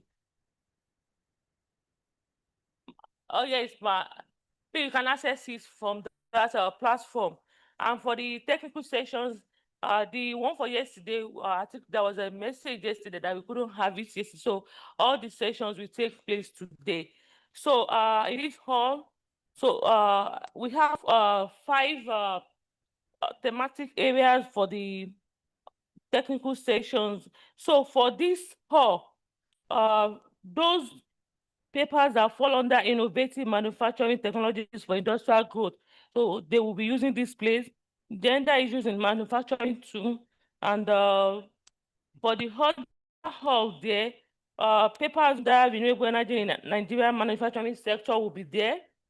Then innovative materials and processes will also be there. And lastly, we'll have digitalization and industry 5.0. So please, we have access to the e-copy of the program. Okay, let me just share it now. I will quickly share it now so that you can have access to it. Thank you. Just 1 minute, please. Oh. Good morning, my presidents, past presidents, our founding members, and my distinguished colleagues. Please, we have two rooms, this room and the other seminar room. So please, I'd like for us to split ourselves. I believe the National Technical Secretary has read you've read the topics, right, for them. She hasn't. Yeah, the things. Or, yes, ma, you didn't hear? Yes.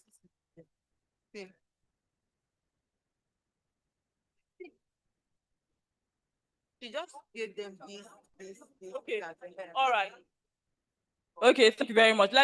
Let me re-echo what she has just said. So for here, we'll be having innovative manufacturing technologies for industrial growth. And it's by Ojiaka P and, oh, sorry. That is the category, sorry. The category, that's the sub-team focus here. So we'd have three sub-team focus here. The first one is innovative manufacturing technologies for industrial growth. Under that, we have two papers. The first paper is Revolutionizing Nigeria's Industrial Landscape, Harnessing Cutting-Edge Manufacturing Technologies for Sustainable Growth by Sowa Ribim J.A. The second one is Decentralized Micro Manufacturing Clusters for Affordable Automobile Parts, a disruptive framework for revitalizing Nigeria's automotive sector. Ojiaka P and Ezenwa Bube S. The second team focus is on gender issues in manufacturing. And the first presentation is themed Unlocking Nigeria's Manufacturing Growth through Gender Inclusive Refrigeration and Air Conditioning Engineering by Ojiaka P and Ezenwa Bube S. Secondly, we have Nigerian Women in Technology and Evolution to AI Careers, Abadan CN. The third is Feminine Force in Engineering, Energizing Nigerians Manufacturing Through Inclusive Innovation by Sanusi A. Akintayo F. and Ajelu C. Okay, now, I think what's going to happen is we'll have all the technical sessions today, since we don't have many. The second one, the theme, the focus is going to be, the focal area is on renewable energy in Nigerian manufacturing sector. And the theme for the first is analysis of renewable energy adoption in Nigeria's manufacturing industry, impact on energy security and industrial resilience by Obukos Nise A. Kolawole G. and Abba A. Secondly, we have decentralized renewable energy as a catalyst for women-led MSME growth in Nigeria's manufacturing sector by Eunice Adekoju. And then we have engineering resilience solutions for agro-industrial development, solar-powered greenhouses as a catalyst for agriculture and manufacturing revitalization in Nigeria by Ezadu DA. And then we have applications of project management techniques in solar power project in Nigeria by Imobe O and Dada M. So these are all the presentations that take place in this room. Now for the second presentation, which will take place in the seminar room, the focal area is innovative materials and processes. The first theme is physical and mechanical properties of sawdust reinforced composite brake parts by Ajibola K,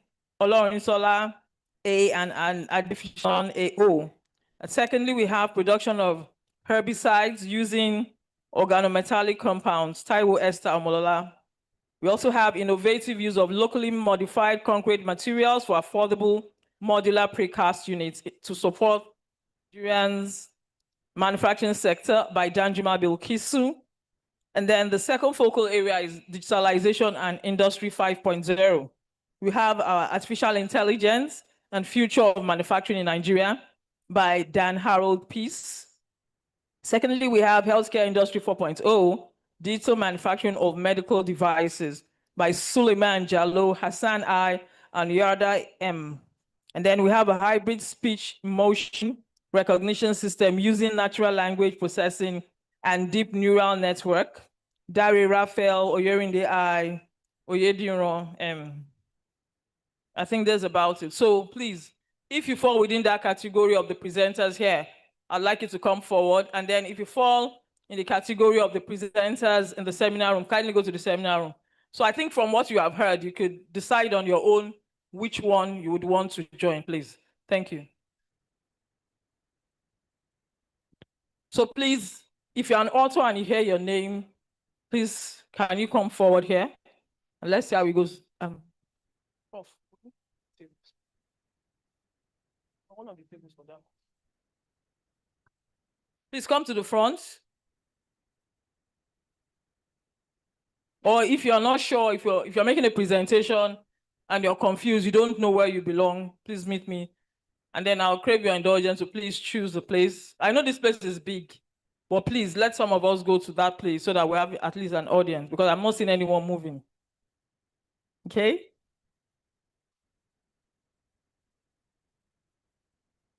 What?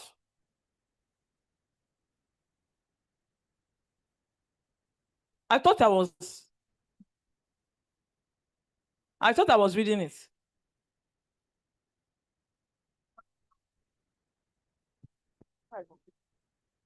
Sorry, you.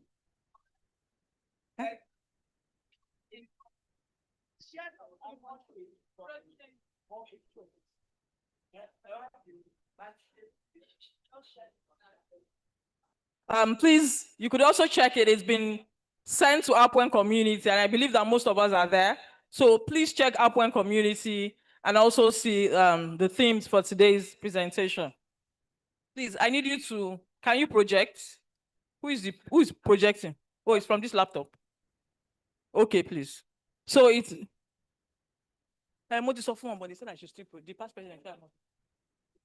so it's going to be projected, but please, it's not too early to make a choice. I believe they are all interesting, so please.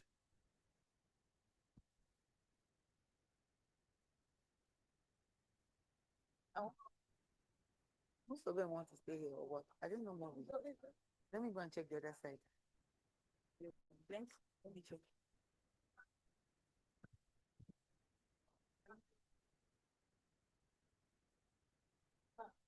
So please, you can make a choice and you can move now from the APWEN community platform, pending the time it's being projected here, please. Thank you. Is that not my own? Not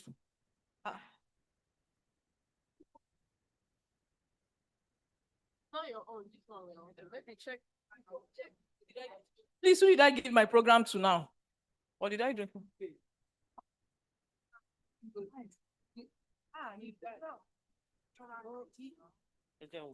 See, just natural night. Madam President, are you staying here? I'm going now. The governor's wife's place.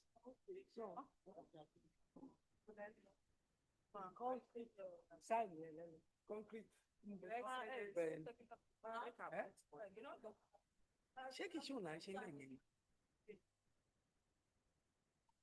Sorry, I thought you were going. No, yeah, you will be going now. The seminar room, please. The seminar room, thank you. Yes, thank you, ma'am. Yes, ma'am. We're just dividing it, so technical presentation too.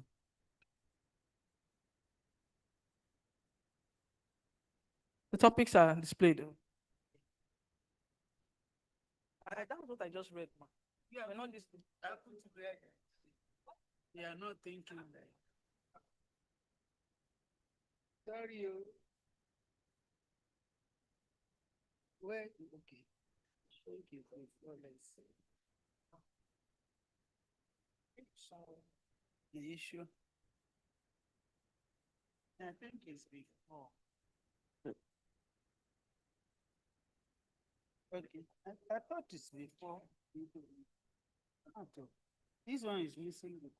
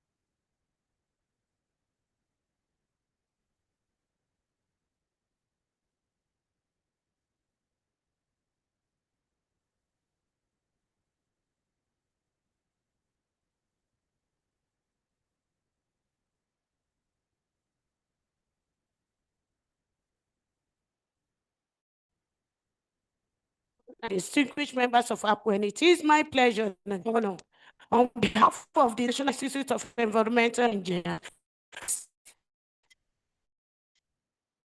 on the occasion of your annual general meeting. Your chosen theme, revitalizing Nigeria's manufacturing sector, in engineering solutions, short time, the period when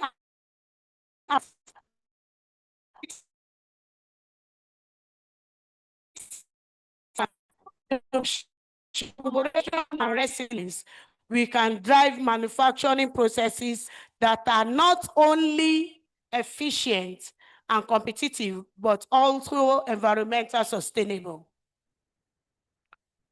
We particularly commend APWEN for the continuous championing of excellence, inclusiveness, and gender diversity in engineering practice. Your efforts inspire the younger generation and strengthen the engineering profession as a whole. As environmental engineers, we remain committed to working closely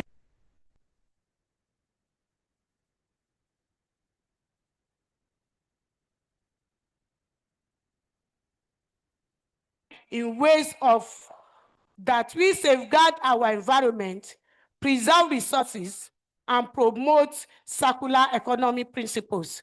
We wish APWEN a successful AGM and fruitful deliberation that will chart new strategies for advancing Nigeria's manufacturing sector through innovative engineering. Congratulations once again to the President and to every member of APWEN. Engineer Nureni Adegboyega Ogunyemi. Thank you very much.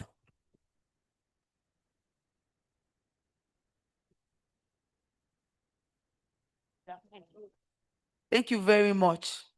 Thank you.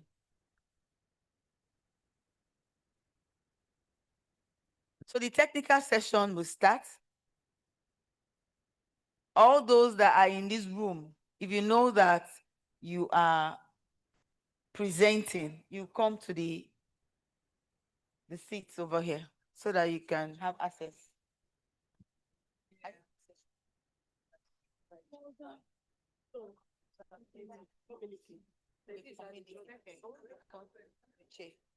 Ma, are you in this session? President said I should sit down.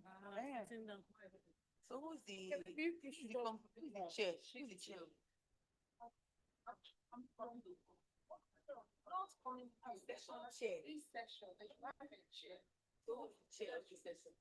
Is to find out from the technical secretary. There should be a chair, maybe among the judges. Is it on this one? Yes. So please chair. You can chair now.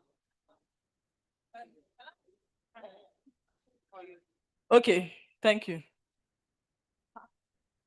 I think there is a scoring sheet. The judges. That was the problem. Confused me. Where is she? See her. Okay, I think you have a scoring sheet. Yes, yes. How many? Okay, so the two of you are repertoiring. Abi? You don't know your only the other section. Okay. Huh? Sophie, what did you need to follow this from here to Wednesday to come and make their presentation? They should bring their slides, give it to them. How many presentations do we have here? This one, I don't know. They will come forward. I don't know. They should come. Please, if you fall within that category that I mentioned, can you come in front here and bring your slides? I've called you, you're not here. Huh? Okay, so if you look at your program, for those that are supposed to be on Tuesday, they are using here. Okay, those that were supposed to present yesterday, they are going to present here. Those that are supposed to present today, ideally, will use the seminar room. Please, thank you. So I'd like to introduce the person that will be chairing the session. So what we'll try to do as much as possible, we want to use the triple helix model, using someone from the industry, from the academia, and also from the government. As we speak, we don't have anyone from the government. So for that session, we have someone from the academia, and for here, we have somebody from the industry. So I'd like to introduce Engineer Fikona Temiagin. She works in Sterling Oil and Gas, Lagos. Engineer Fikona, please, can you take over? And please, if you know you have your presentation, because I don't know where they are, please come forward so that they can project it on the slides, please. Thank you. Can you call their names from here? Good morning, everyone. Okay. Good morning, everyone. If you are supposed to present yesterday, that the 23rd of September 2025. Okay, I'm going to read out the presentations that were supposed to be done yesterday. So we have innovation manufacturing technologies for industrial growth. Do you have anybody? Do you have any presenter here?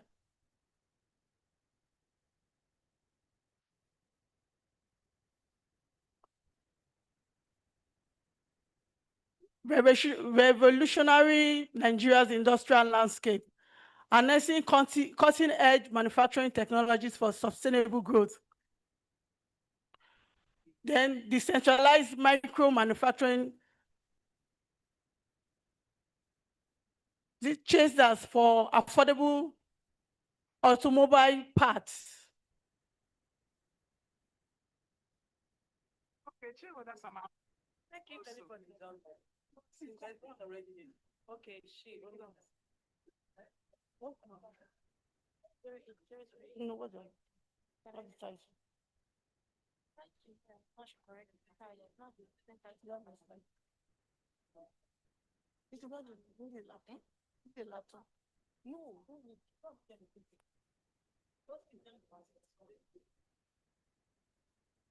Okay, for gender issues in manufacturing, we have the following papers: Unlocking Nigeria Manufacturing Growth Through Gender Inclusive Refrigerating and Air Conditioning Engineering.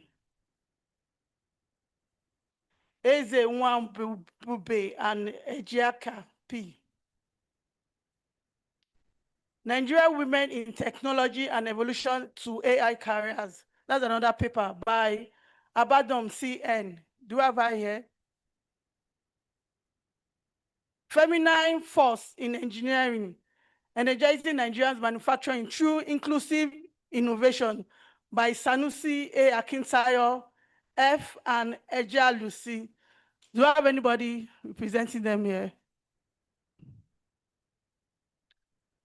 Then, for renewable energy in Nigeria manufacturing sector, we have two papers, and one is analysis of renewable energy adoption in Nigeria's manufacturing industry, impacts on energy security and industrial resilience by Obukonise A, Kolawole G, and Abba A.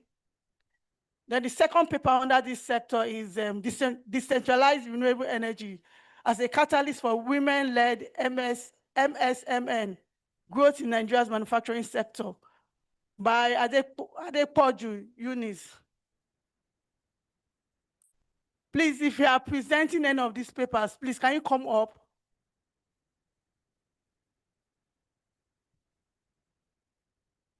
Okay.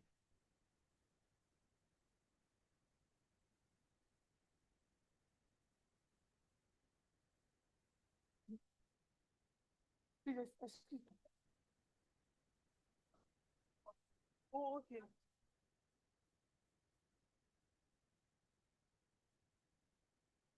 So as it seems, we have only one presenter. Okay, please give us 5 minutes. Oh. No, 5 minutes for her to get her presentation ready by the technical crew.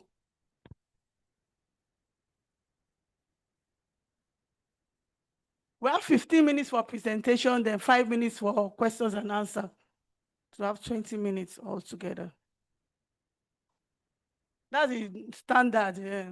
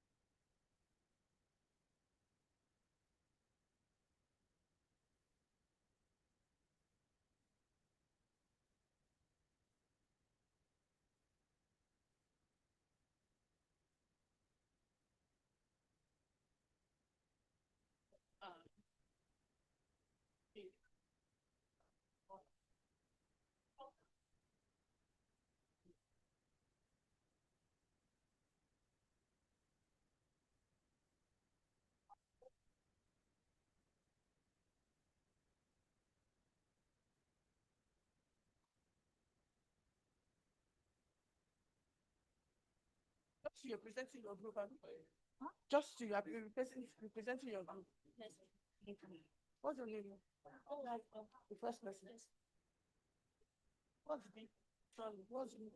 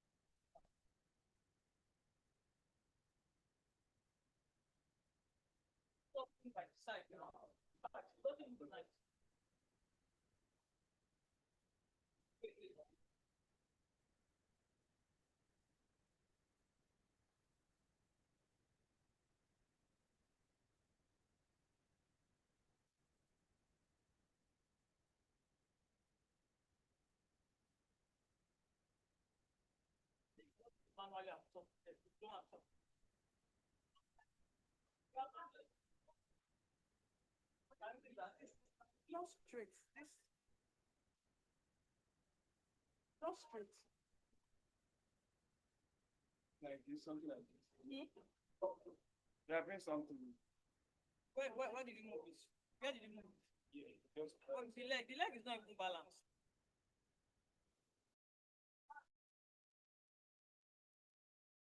Can you pull it up more? Can you pull the leg up? Sure. Pull it up.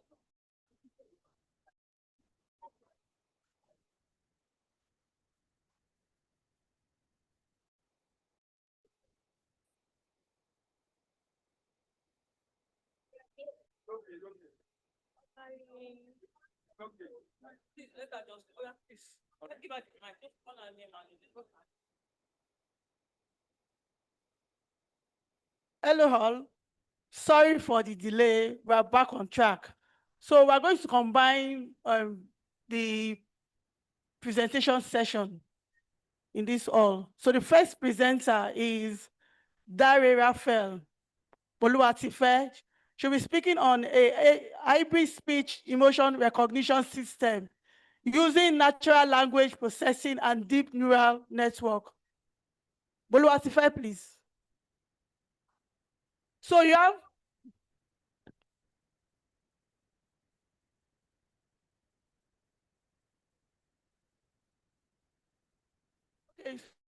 she has 15 minutes for presentation and we have 5 minutes for questions and answer.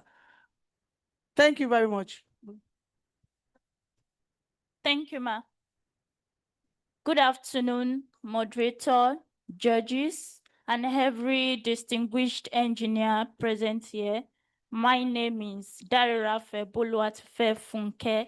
I am here to present a paper titled A Hybrid Speech Emotion Recognition System Using Natural Language Processing and Deep Neural Network. Now, we know that speech is a common and natural way by which human beings communicate. Rather than typing, people decide to communicate through speech. That is why even on WhatsApp, despite that we are able to type, we still use the voice note option. So speech is very, very important in our day-to-day communication. And while we are communicating, there are several information that are being conveyed. Some are paralinguistic and some are non-paralinguistic. And some are linguistic, and why some are paralinguistic. The linguistic contains the language of the speech, and the paralinguistic consists of the emotion. Now, when we talk, we express emotions such as anger, sadness, happiness. But while we are communicating, our emotion can be reflected through the tone, through the pitch, even through maybe what we are passing through at that particular time. So in order for us to be able to extract appropriately and accurately emotions, we need a speech emotion recognition system. So in order to develop this speech emotion recognition system, we can use artificial intelligence method such as the natural language processing, which is used to analyze the language of humans such that the computer system or the machine will be able to understand. We all know that the language of the computer is machine language, binary 0 and 1. If I tell a system, hello, how are you? The system does not understand until there's translation such that it is broken down. Just like when we are growing up, before a toddler can be able to combine sentences, he or she needs to start with maybe dada, mama. So also the computer system needs what we break it down for it. Also, we can train our system using what we call deep neural network, because the system ought to be trained. Yes, the training can either be supervised or unsupervised. So while training the system, it gets to see instances on several occasions and is able to extract patterns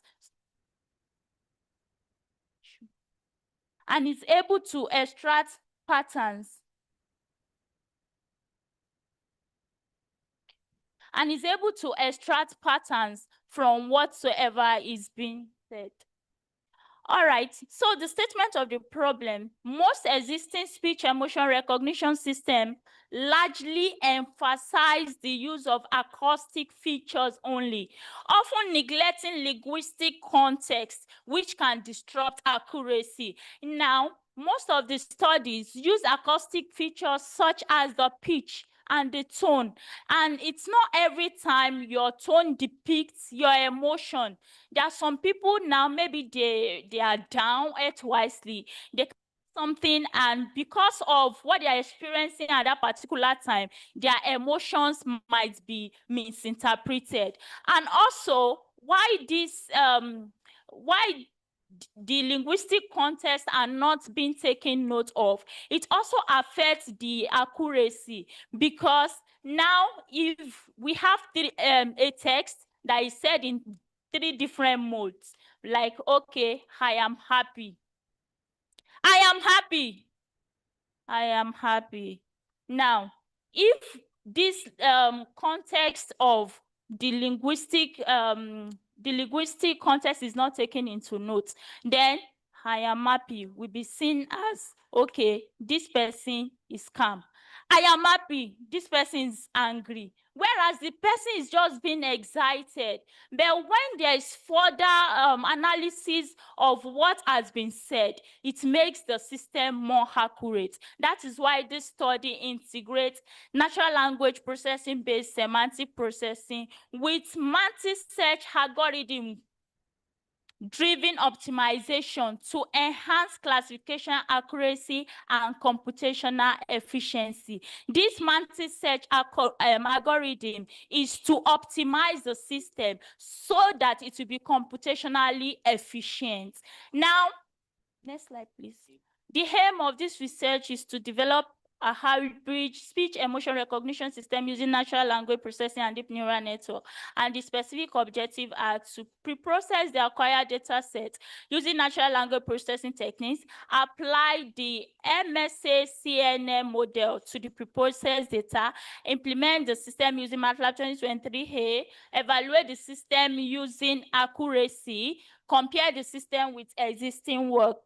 Now, these are the literature review we have. Let me just take few. Rajak and Moore, they carried out emotion recognition from audio, dimensional, and discrete categorization using CNN. They CNN, but the accuracy was 76.2%. And the study relied only on the use of acoustic features. That means they use features like the Mer spectrogram. They use features such as the pitch of the speech. Next slide, please.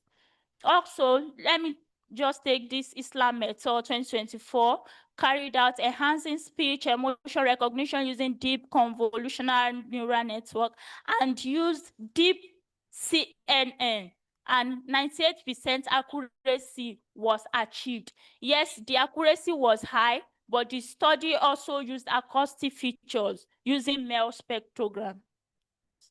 Now, the methodology of this paper, the first stage is the audio data acquisition. Now, the data was acquired from Kaggle.com, and the data set used was TESS test. After it was acquired, the speech was converted to text. Reason being that natural language processing works efficiently with text. And you know, we said that acoustic features always take note of the pitch, of the tone. And pitch and tone are not really sufficient to decide whether the emotion can be grouped as happiness, surprise, or whatever the emotion is. So we need to convert the speech to text such that after converting the speech to text, the text to go through processing, and in that processing the natural language processing comes in, so that there will be lowercase there will be lowercase changing in such a way that all the sentences, all the text, they will be in the same case.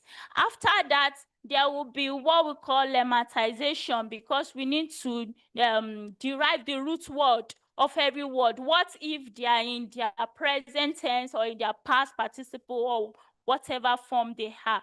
Because we need to break everything down to the lowest. Then punctuations must be removed.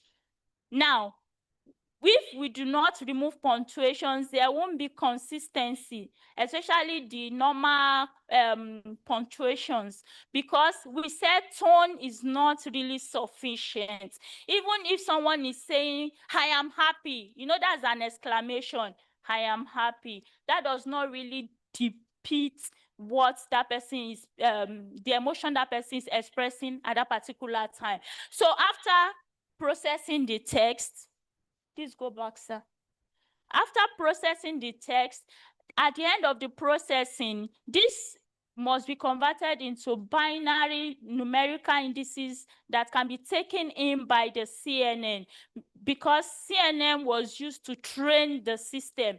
And in this feature extraction and classification, there's a bit of optimization. You know, when we are optimizing, we are trying to make better while utilizing our resources in the best way we can. So in this feature extraction and classification, before the classification is done, under the feature extraction, the Mantis search algorithm comes in.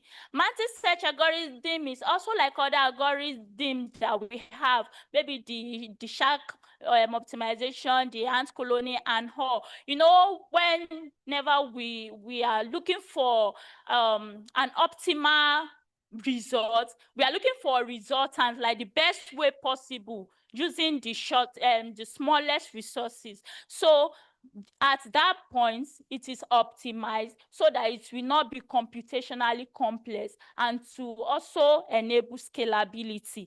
Then after that, the result evaluation, which is done using the accuracy. There are so many evaluation metrics that can be used, but here it's only the accuracy that was used as evaluation metrics. Now, this is the MSA CNN flowchart.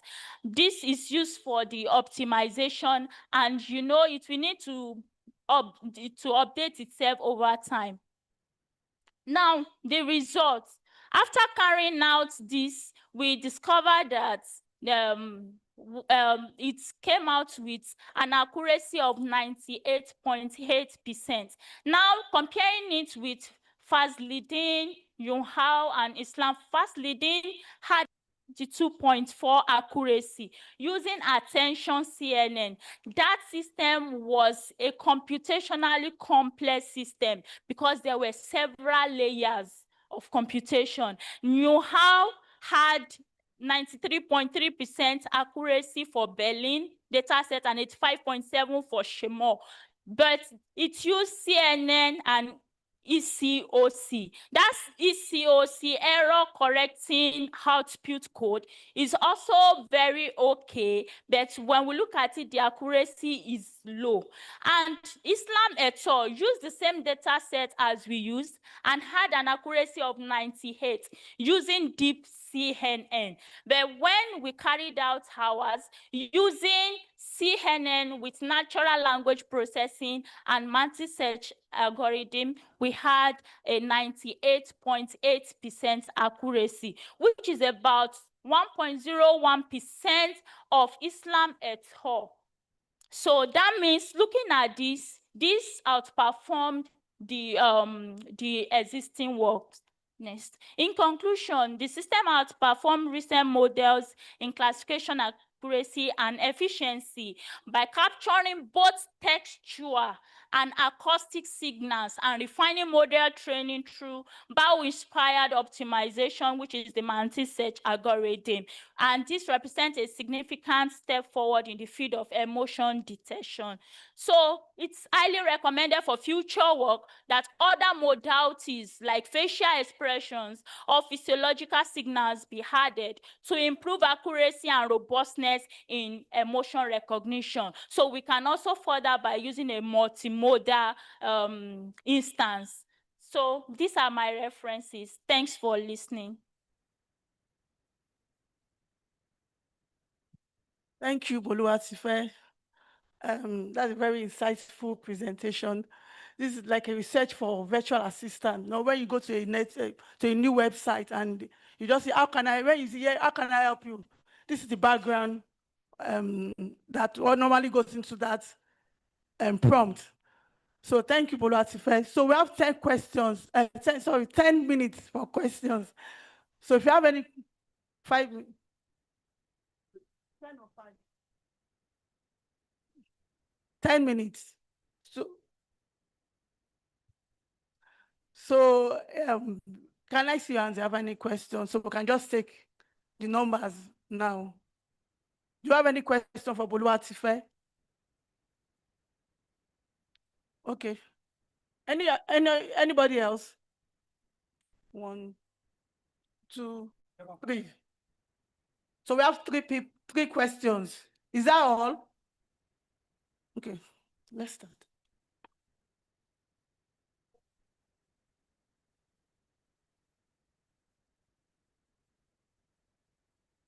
Okay, good afternoon, everybody. Please, as a layman, because we are discussing an important issue here. Please, you know, they have been teaching us things on manufacturing. And I just want you to give me in a brief word how my emotion in this language, because this has to do with language, how I can be able to relate it to our topic in revitalizing Nigeria's manufacturing sector through innovative engineering solutions. So now you explained about the acoustic, you explained about the speech, you explained about the tone. So try related to address this, our topic. Thank you very much. Thank you, ma. Before you can revitalize the manufacturing industry, you must start with the person that will be supervising it. The change must start with you. Emotions affect a lot. So we need that in order to be able to move forward the manufacturing company, saying that we are privileged female engineers and we are easily affected with our emotions. So we need to be able to detect our emotions so that they will not misinterpret us, because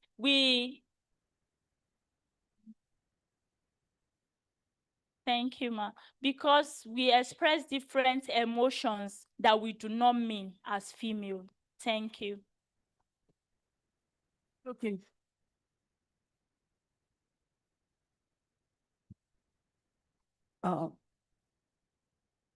Okay.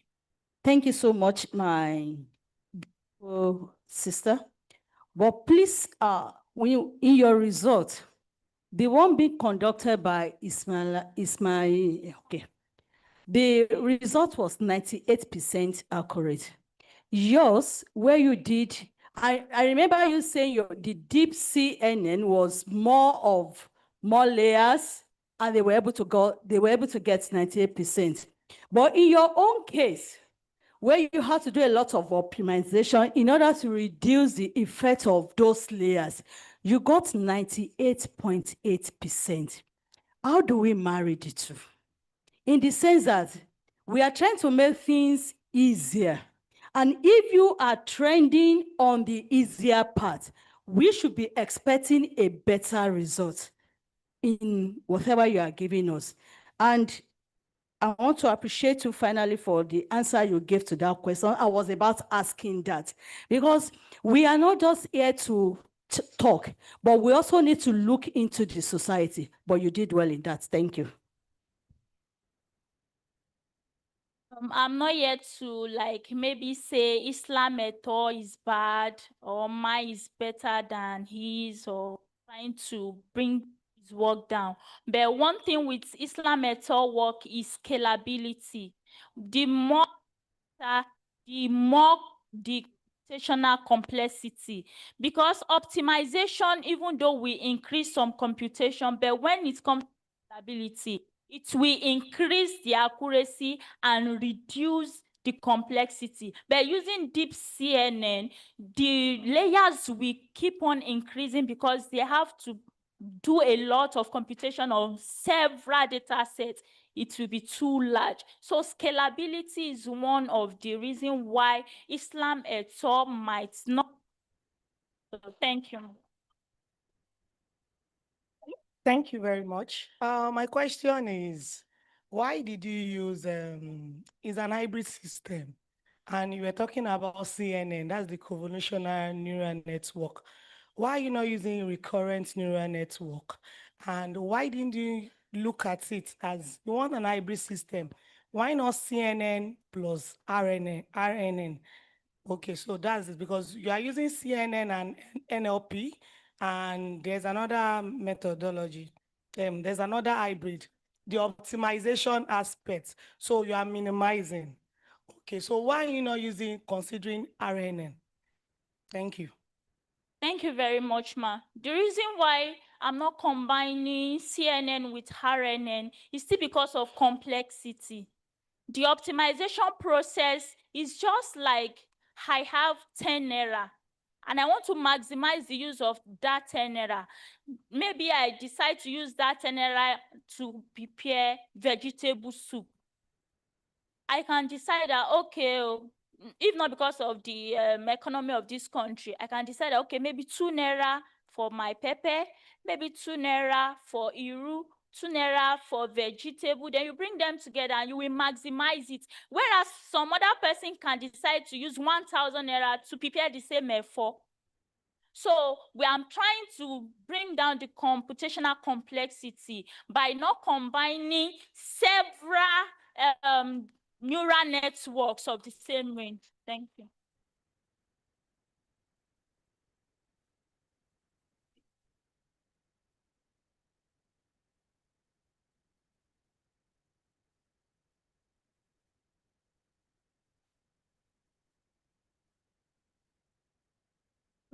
Okay. Dari Raphael, I want to appreciate your presentation, and I can see that you have in-depth knowledge of what you are doing. So, and I commend you for that, because number one, what I mainly want to speak about is about the structure of your presentation. And I saw that you didn't just read slides, you knew what you were saying, and that is very good. So please, your objectives, I took note of something about your objectives. It seems that if you listed objectives like steps you wanted to carry out in the work, and that is not the way to write objectives. Objectives, you know, when you say, okay, I want to determine elemental composition. So what do you want to achieve by determining elemental composition? That is an objective. So all those steps you listed, what do you want to achieve by doing that is an objective. So please take note of that. Thank you very Congratulations. much, ma. Noted, ma. Thank you, Boluwatife. You can just step down. Thank you, everyone. So our second paper today is on, what's the title?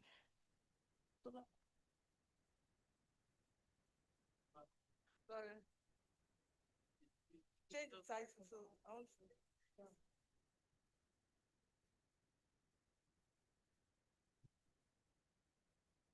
Okay, solar powered greenhouse and integrated supply chains as catalyst for manufacturing, revitalization, and agro-industrialization by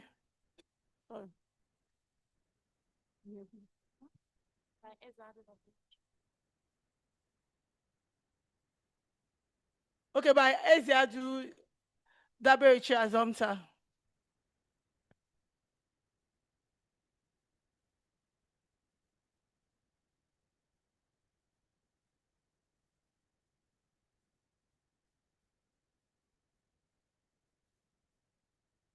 Okay. Good afternoon, distinguished engineers and the moderators. So my name is Ezado Daberechi Azomta, and I'm here to present my paper with the title Solar-Powered Greenhouses and Integrated Supply Chains as Catalyst for Manufacturing Revitalization and Agro-Industrialization. So the next. So the background of this paper is that my manufacturing revitalization, I'll be looking more into the food manufacturing.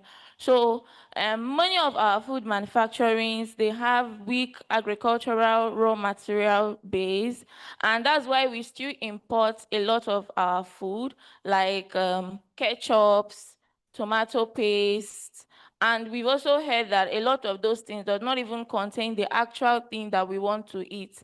So we just mix anything and then we eat, including flour. Nigeria is one of the highest importers of that, and a lot of other things, even essential oils like soybean oil, olive oil, and all of that. We can actually grow them here if we have a strong agricultural base. So this framework is integrating a controlled environment, agriculture, solar-powered cold storage, and the logistics. The solar-powered cold storage and the logistics, they are in the integrated supply chain, but the main other one is the solar-powered greenhouses. So this is going to ensure that the production is year-round, yield is way better, and we have some field data that we're going to analyze. And this whole greenhouse and cold storage, it also helps to stimulate local fabrication, because when greenhouse came into the picture earlier, most people that were the main people, they imported a lot of the parts. But now I've seen some companies that actually fabricate these parts on site with the local people, and this also helps with job creation. So I've already explained this, that everybody already knows about that the manufacturing sector contributes less than 10%, but the agricultural sector contributes greater than 20%. So this is we are going to try to create a connection so that we can be able to increase what the manufacturing sector gives. And we are going to increase it from the agricultural sector. So the problem, we've stated it a lot, that the agro industries, they lack raw material inputs. And then the seasonality and the scarcity make some of these things very expensive. Some of the manufacturing industry, they don't want to invest in the country again. They want to go outside and be doing their business because it's very difficult to handle here because of the kind of terrain and the geography that we have here. So, and some of these things that we get from the normal places, the food loss is very high based on the fragmented supply chain. So that's why we are integrating the supply chain system, which includes the logistics and the cold storage.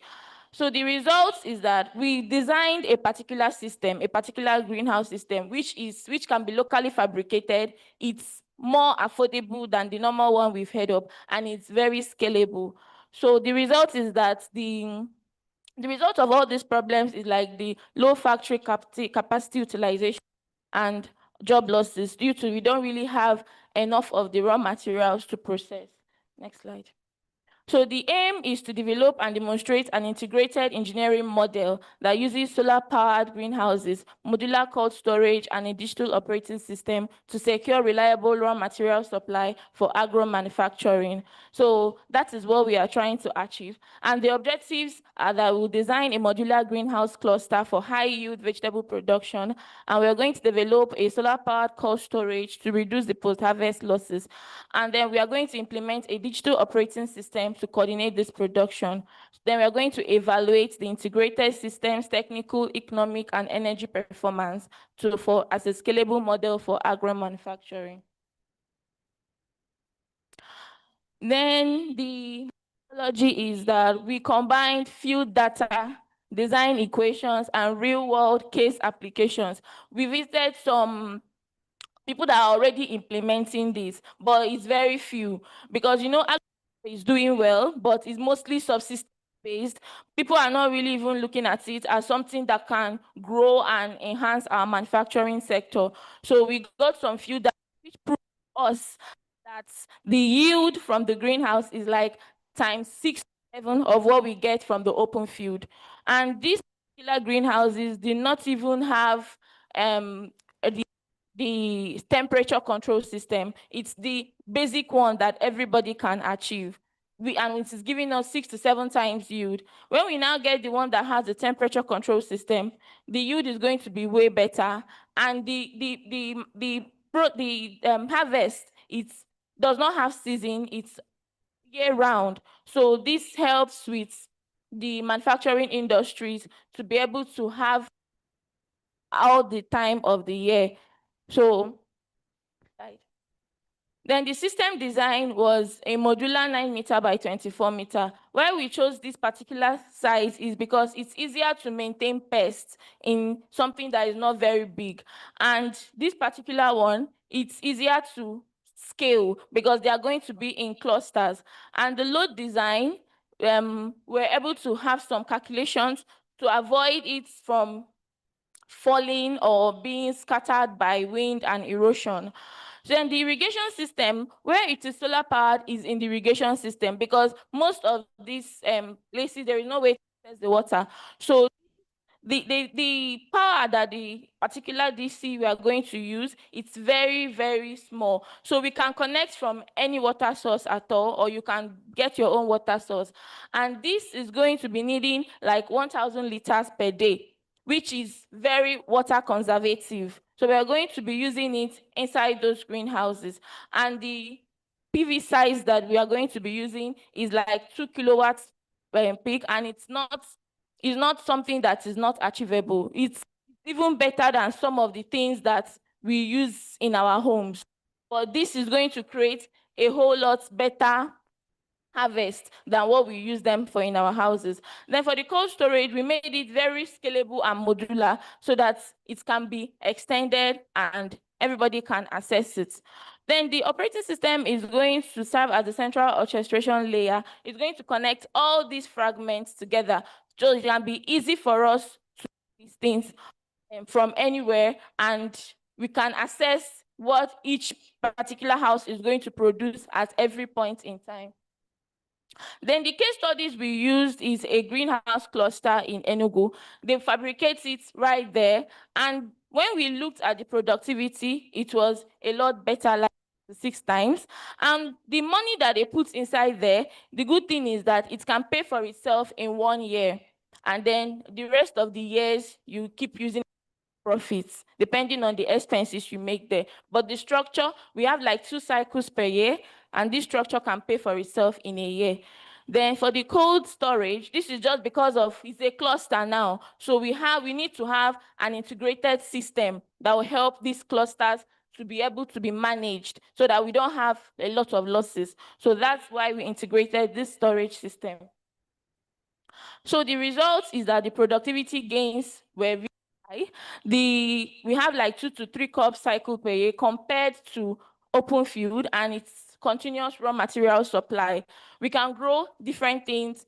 Like in greenhouse, the one we looked at was a bell pepper, and they produced like 3 kg per plant, and there are about 600 plants there. So they produced like about almost 1,800 in 1 cycle. Now, and we have like 2 to 3 cycles. So there are a lot of things that you can get from there. Then the energy productivity, when you look at it, if you are going to use that same energy for a business, you are going to be getting like 800 naira per kilowatt hour that you use. So each cluster can support more than 25 jobs. And the financial analysis indicates that you can achieve your capital between that 12 to 15 months. So the discussion is that this controlled environment agriculture plus the integrated supply chain can convert agriculture from just a subsistence activity to an industrial base.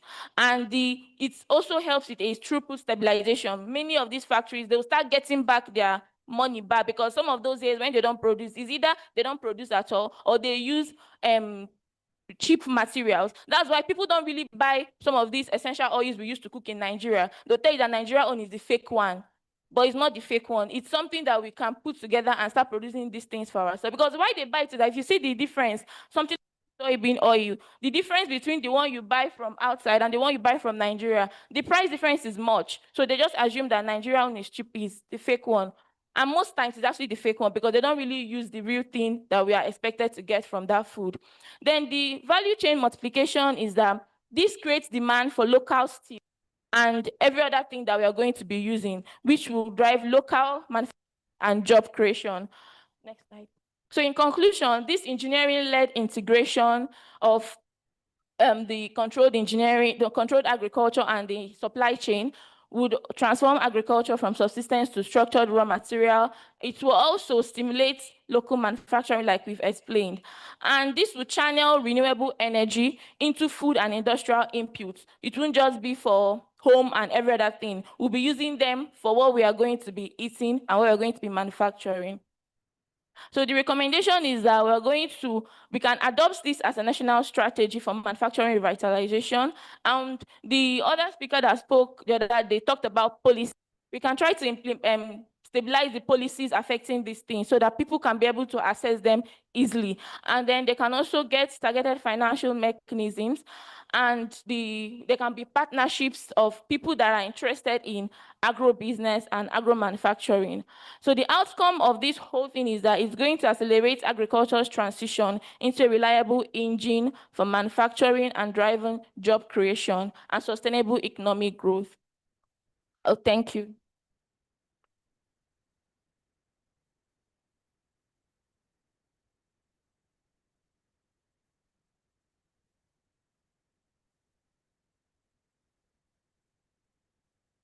Thank you, Eziadu. So what I could get from your work is your work would accelerate transition into job creation, right? It's part of your takes from your work. Okay, so do we have questions for Eziadu? We have 10 minutes for questions. This is 1:20. So we have number 1, number 2. Any other person from the audience? Okay, so number 3, number 4. Okay, so.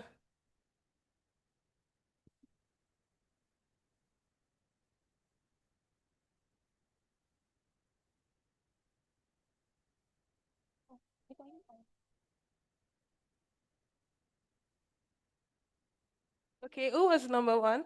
All right.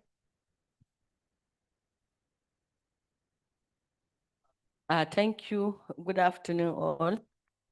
Mine is not a question, actually. I have some observations. And as I'm sitting down here, I'm happy that we're featuring some engineers, because in engineering, the ability to be able to express yourself is one of the criteria. My observations, I have 4 observations. The first one, when you are talking about the manufacturing, you said using local people. I don't think it's an engineering term. So I want to advise that you say local technology. That is an observation. Then the second observation I have is on the yield. When you're talking about the yield based on the production, I expected you now to compare the yield and then the cost. Do you understand what I'm saying? Because telling me that, okay, if I use green system of production, I will have 6 times the yield. Then what about the cost? How is it? Because in engineering, you know that that cost is very important to us.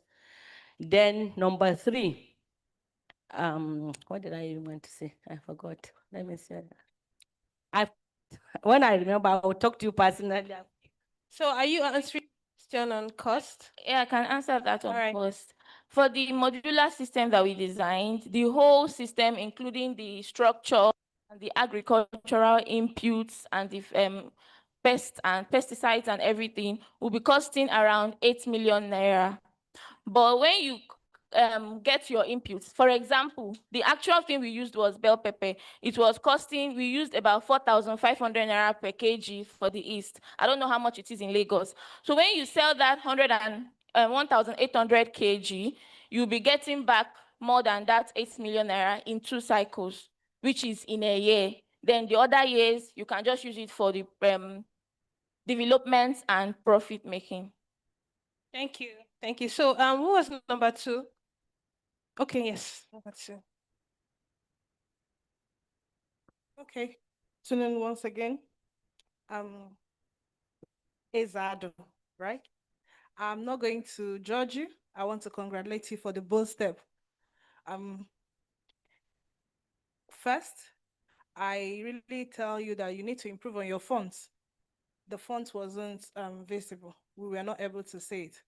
As my mama said, whenever you're doing any design, you have to give us some of the design factors you considered. There was no design factor. So I think you need to improve on that. Then also, before you mentioned bell pepper, we are generalizing all that you can do with the greenhouse and the cold storage. Remember that in post-harvest, from the point of picking to the last point, to the consumer, final consumer, is very, very necessary and very, very technical. So you don't just generalize everything. Everything cannot be generalized. Every product have the particular temperature. Every product have particular temperature they work with. So try and factor that into your work. And also, we need some pictorial view of what you did. We did not see any picture. We just saw one graph analyzing. But okay, I don't need you to comment. Just is an observation that you need to try and work on. Thank you very much. Thank you so much for the observation. In the material, I didn't add the slide. So I think you take notes of all those observations. So number 3, ma. Yes. Okay. Okay, thank you so much, dear engineer. You have done well. But I want to, when maybe because I happen to be in the academic world, we need to see more of academics in what you're doing. Because this, what we are just discussed, anybody out there, they already have this thing. There should be a lot of technical understanding that brings about the difference between you and the layman out there. Please, you need to improve on that. Then, like you have been told before, the general presentation. When you're talking of PowerPoint, there is more to it. Then you need to like add more engineering, because like she said, you are taking it to the last consumer. We need to have something that has to do with the transportation, everything, because that is when you can tell us that this method is actually yielding 6 times more. You do not just look at it on the spot. Right from the beginning to the end, that's when you can give us the total evaluation of the method. Thank you. Thank you very much. And Ezeadu, thanks for taking this bold step. But from the abstracts, you need to work. You don't bullet your abstracts. And your introduction, very, very shallow. So you don't put bullet points there. Then as you look at it, maybe next time you check on your topic, your title, the aspect of greenhouse there was captured, but not really captured. So you may not use everything like that. Then in the aspect of supply chain is very, very long. So you may just let your audience know that we are taking from maybe pre-harvesting to harvesting. So like she said, the post-harvesting was not captured there.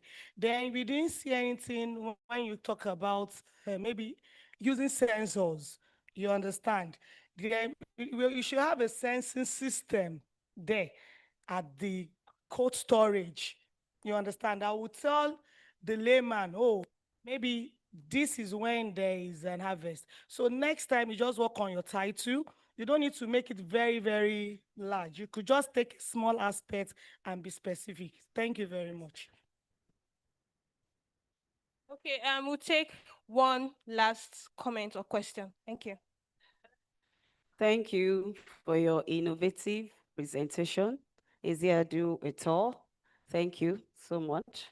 And that was a good presentation. Well done. Just to add my voice to what has been done before, what have been said earlier. So just to add to the organization of your slides, I think you need a page number to your slides. Okay, so you can also add that to what has already been said. Then also just to add to it, I don't think I saw anything like literature review page. Has the work been done before, or this is just like a new stage? Yeah, the work that was done before, I wrote it in the material, is based on the controlled engineering, controlled agriculture system. But the person did not like integrate the supply chain, which I also tried to integrate in the material, but based on the limit of the pages, I just gave what I could give, not to extend the limit. I think we need to add a literature review page just to know what has already been done. Then what do you want to add to the body of knowledge? Thank you. Thank you, everyone, for the comments, the questions, and then your answers. So I'm sure you're going to take notes of all of them. So thank you, Ezeadu, for your presentation. You can go to your seat. For those of you that don't know me, I introduced myself in the first hall. I'm Dr. Damilola Ibrahim. I'm a petroleum engineer and a lecturer at Bayes University. So you're all welcome. I hope you're having a good time. We're not bored. All right. We have the third person. Okay, ma. So, yes. Yeah, I will give my colleague to take over. Thank you. Thank you, Dr. Dami. We have the third researcher, Dr. Engineer Dajuma Bilikisu. Okay, so she's going to presenting on innovation use of locally modified concrete materials for affordable modular precast units, supporting Nigeria's manufacturing sector. You have the floor.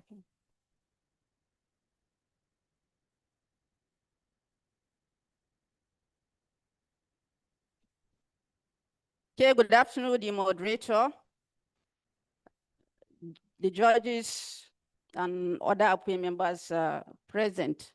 My name is Bilkisu Danjuma. I'm going to talk about the innovative use of locally modified concrete materials for affordable modular precast units in support of Nigeria's manufacturing sector. Please, next slide. Yes. Okay, the abstract highlights. We are concerned about the high cost of conventional materials. So we now bring in the idea of having supplementary cementitious materials and modified aggregates as affordable alternatives, and also modular precast units for rapid, scalable, low-cost construction. And then you have an implementation framework for micro, small, and medium enterprises. Now you have the keywords there. Please, next slide. Now, the Nigerian manufacturing sector holds great potential, but unfortunately, it is bedeviled with a lot of challenges. And in the construction,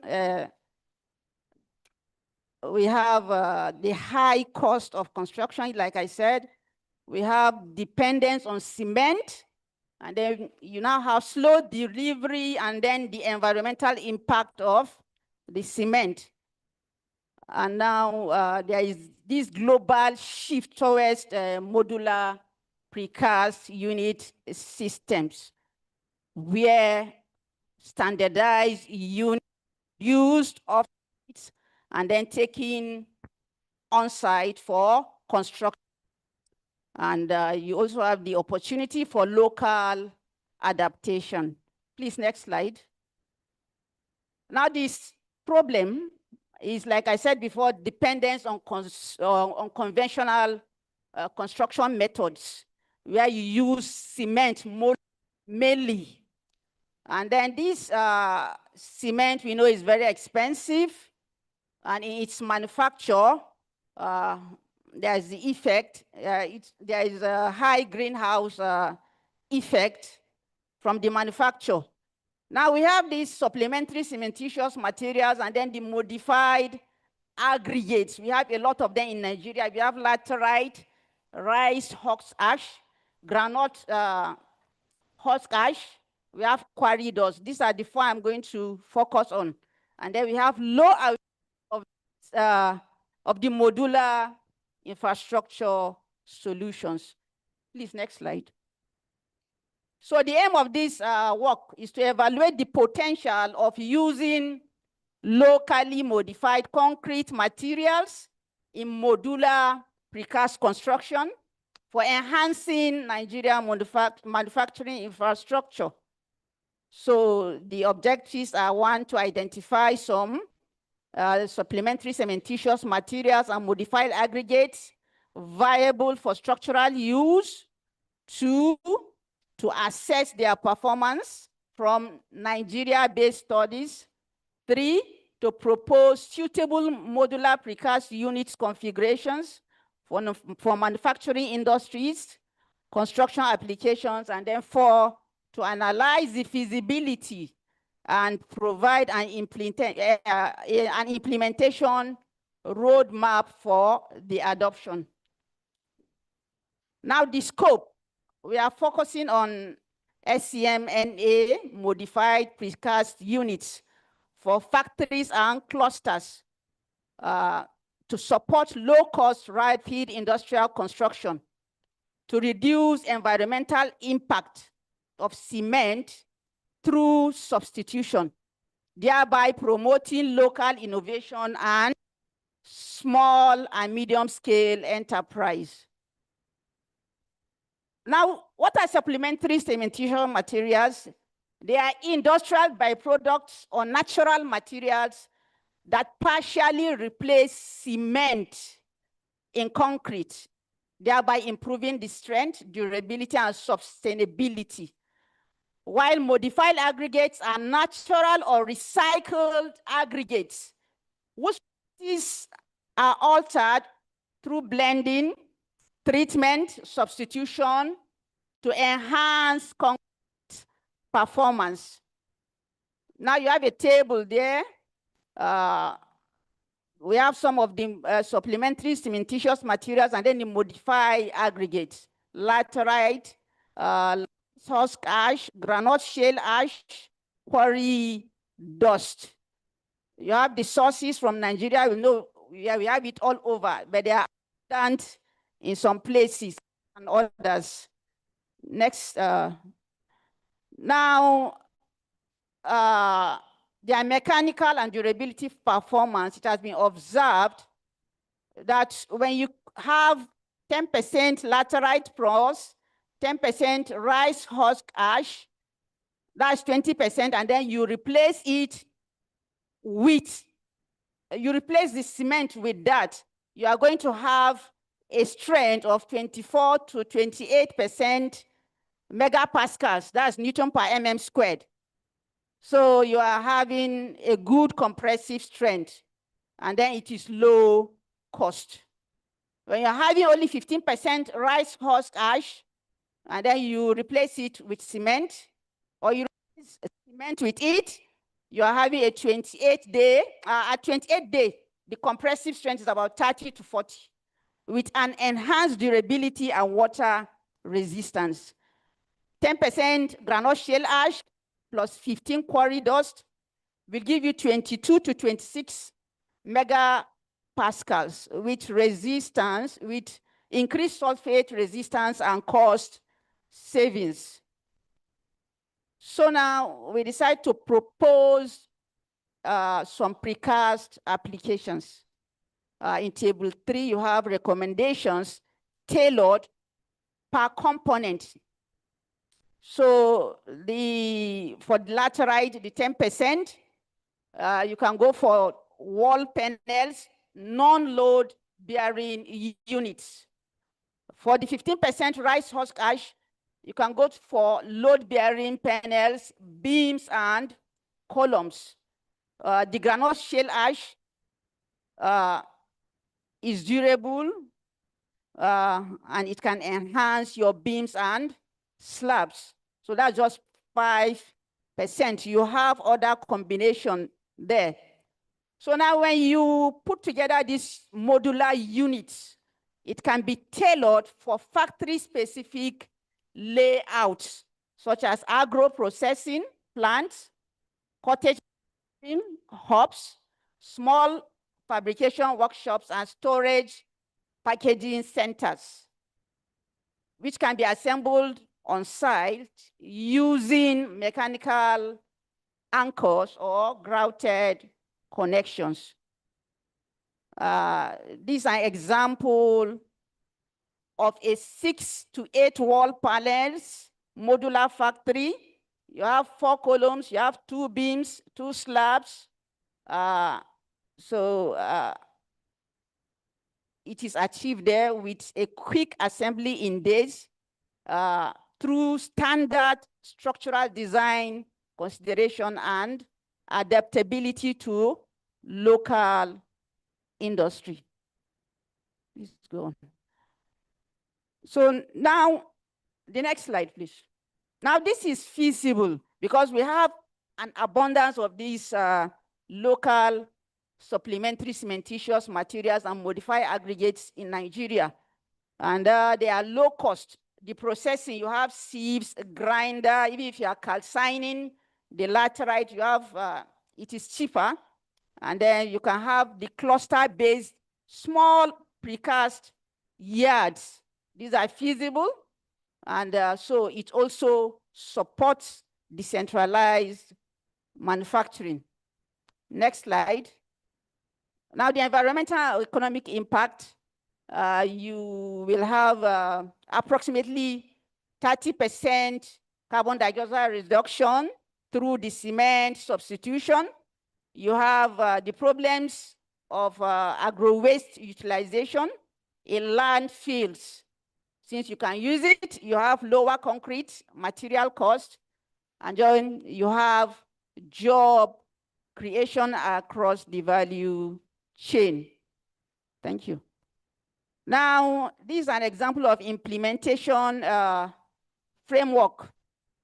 Phase implementation, you can have it in 4 phases. The first year, pilot testing and validation of the SCM and MA concrete mixes for precast applications.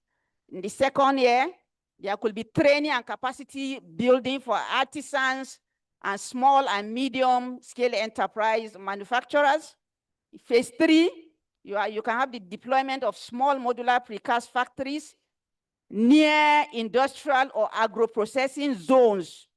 And then in the phase 4, 3 to 5 years, you can have policy integration, standardization, and scaling through the PPP. Next slide.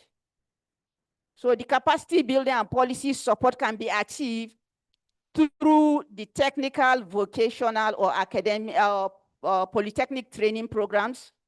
You can have the toolkits for SME contractors, integration into national building codes, also policy incentives for SCMMA adoption.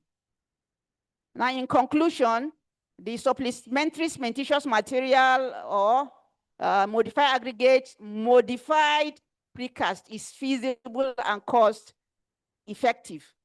It can support rapid, sustainable industrial infrastructure. And then the benefits, you have the SME growth, local materials, job creation, and it will be a catalyst for homegrown industrial development. Recommendations. One is that we can develop a national standard for SCMMA concrete, pilot modular factories in industrial zones, support the micro, small, and medium enterprises with loans and equipment, and then the public-private partnership for scaling. Yes, okay. These are some of my references. So thank you very much.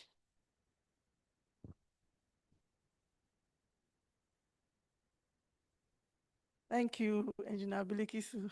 I was just stretching my head and looking forward to when you compare, okay, you've done this, the cost, and this was reduced by so much reduction in cost that from the normal materials that we use in building. So I was looking forward to that. Please take this research step further. Thank you very much.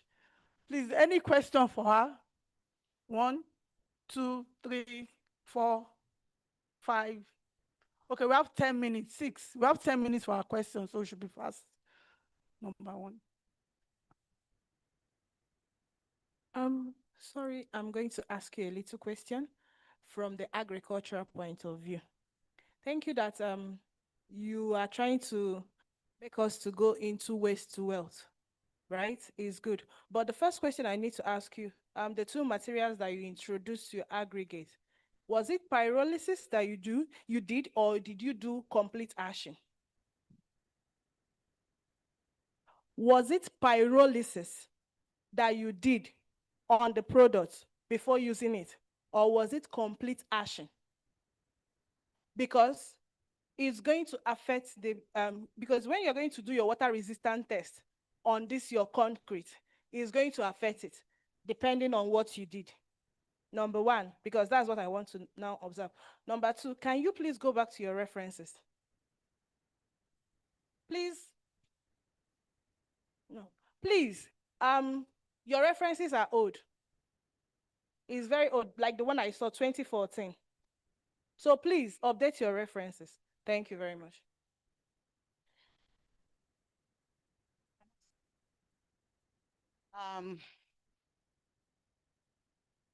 Okay, is there a question?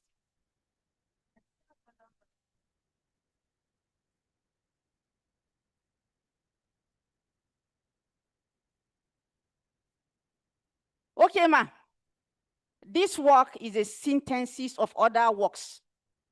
It's a synthesis from other Nigeria research. So it's a review, it's just like a review. Yes. Okay, thank you. No, Okay. Okay. Okay. Okay. It's a synthesis. It's not the actual lab work. Okay, thank you very much. Yes, Actually, ma'am. that's part of what I wanted. Okay. That this work is a review, not experimental. Yes. Yes. So, but you didn't present it as if it's a review, actually. Okay. It was confusing, and we were wondering where were you going.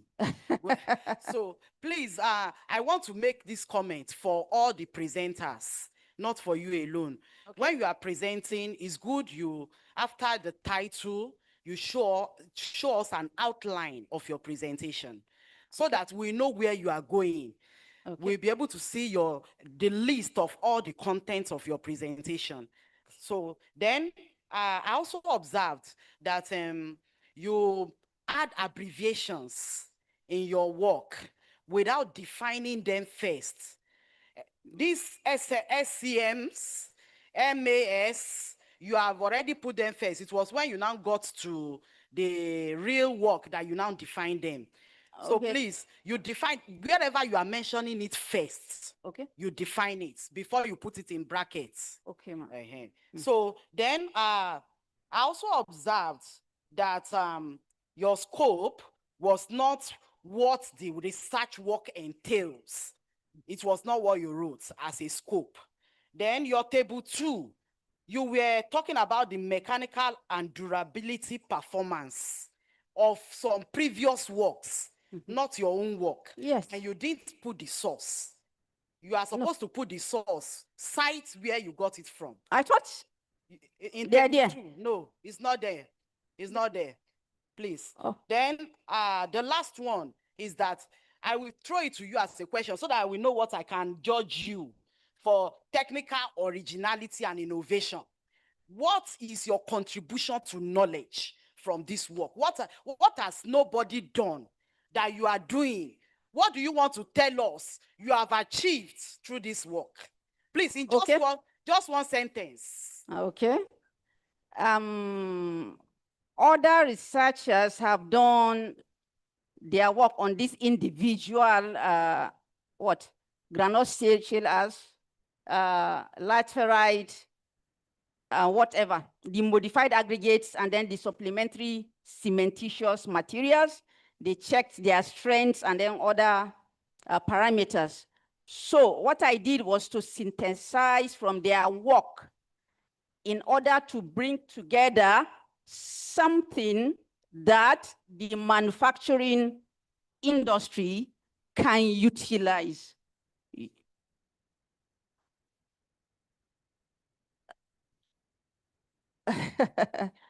All right. Okay, thank you. Thank you. We'll take the next question. Sorry.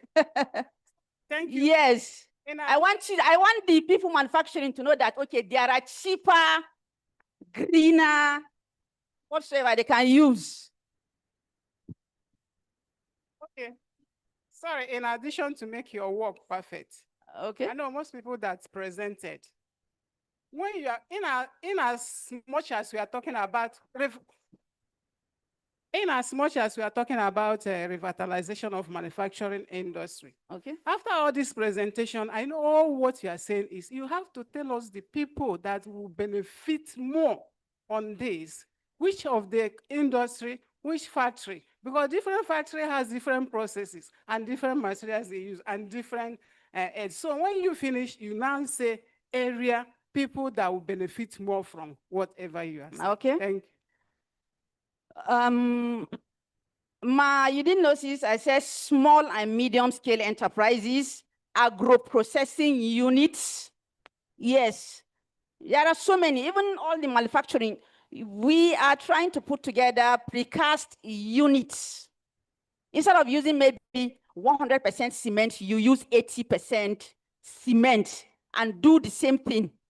You construct the same building. That's just what we are saying here. So at any manufacturing level, this ones, it can be used. Especially it has been if it has been standardized in the country? Yes. My question is quite simple. You know, you are trying to educate us on substitute, you know, apart from the traditional cement material that we normally use. Yes. Question is this, you know, when we're using concrete, because during the course of your presentation, you said material for beam, casting of beam and slab and what have you. You know, when we're constructing beam, we have a reinforcement iron that we normally use. And your concrete is to provide comprehensive strength to the tensile strength of the reinforcement bar. Now, I want to ask you, my question is this, what of the corrosion resistance? Does this substitute material provide corrosion resistance to the reinforcement bar? So that is my question. And more importantly, what of high-rise building? Can we use these materials for cement? Thank you, ma. Okay, thank you. Maybe you didn't get me. When I was talking about the rice husk ash, when you replace cement with rice husk ash, it is noticed that the concrete has more sulfate resistance, right? And I also said the idea of this, how do you implement this, is through pilot test.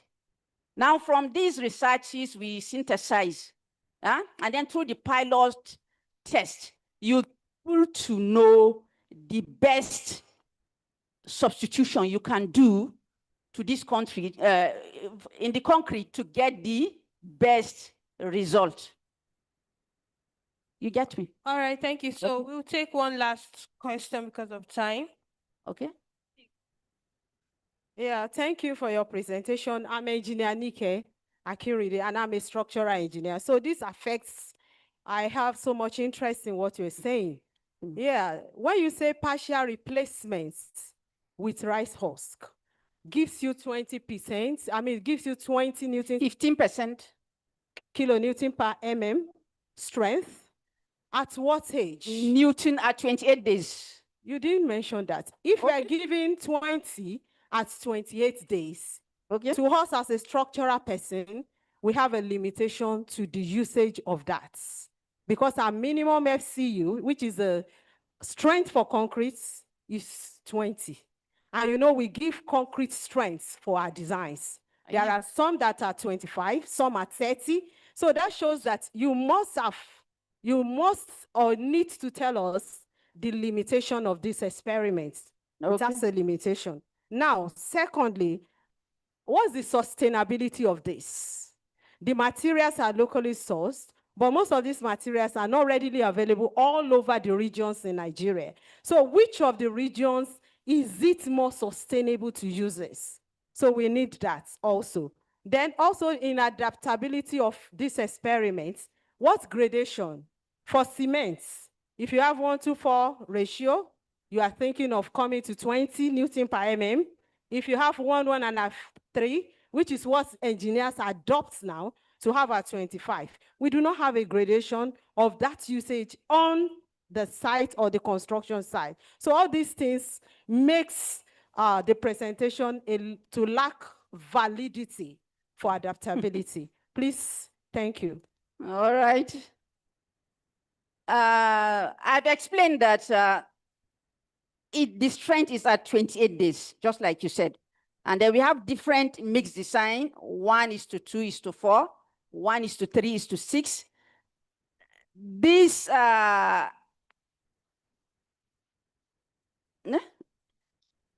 This presentation is made in such a way that, okay, you will be aware, creating awareness that all the researches we are doing all over can be used.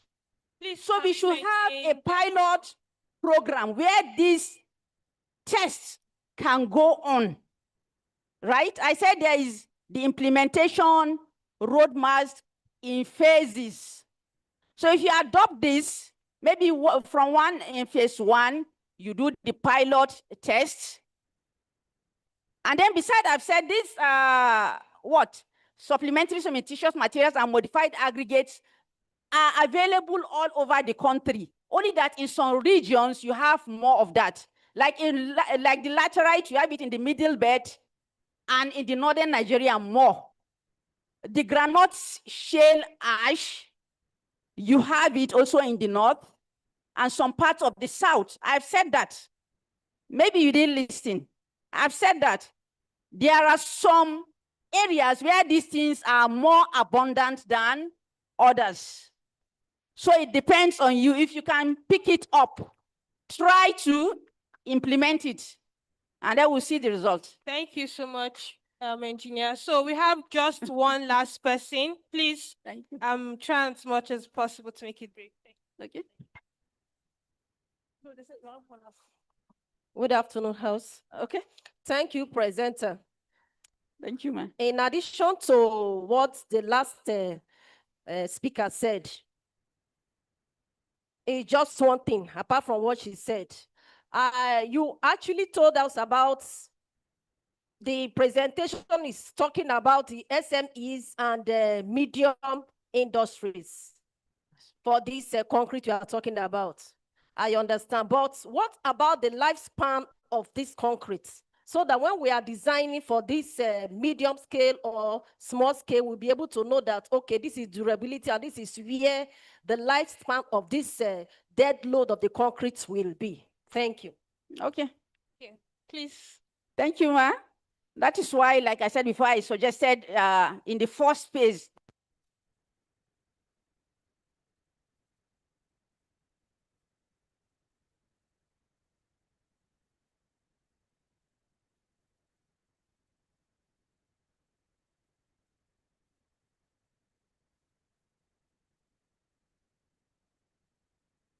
from our researches, but when we put them together, we can come up with something.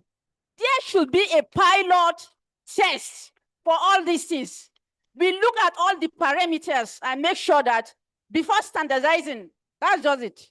Thank you. Thank you so much. So the judge will wrap up. Thank you. Thank you very much. Sorry, ma. Sorry, thank you. You've given us the research gap as a professional body, but please, next time, let us modify it. This is just summary of different reviews. So we'll give us the gap, then you throw it to the open. All these questions that they are asking would not happen. So assuming you've put it from the initial that this is a review, bringing different authors together, bringing out their gaps, then we identify it for conclusion and recommendation. Thank you very, very much. So we have one last presentation, right? One? Okay, yes. Thank you very much, Engineer Billy. But the people are interested in your research. Thank you. So we have one last presentation by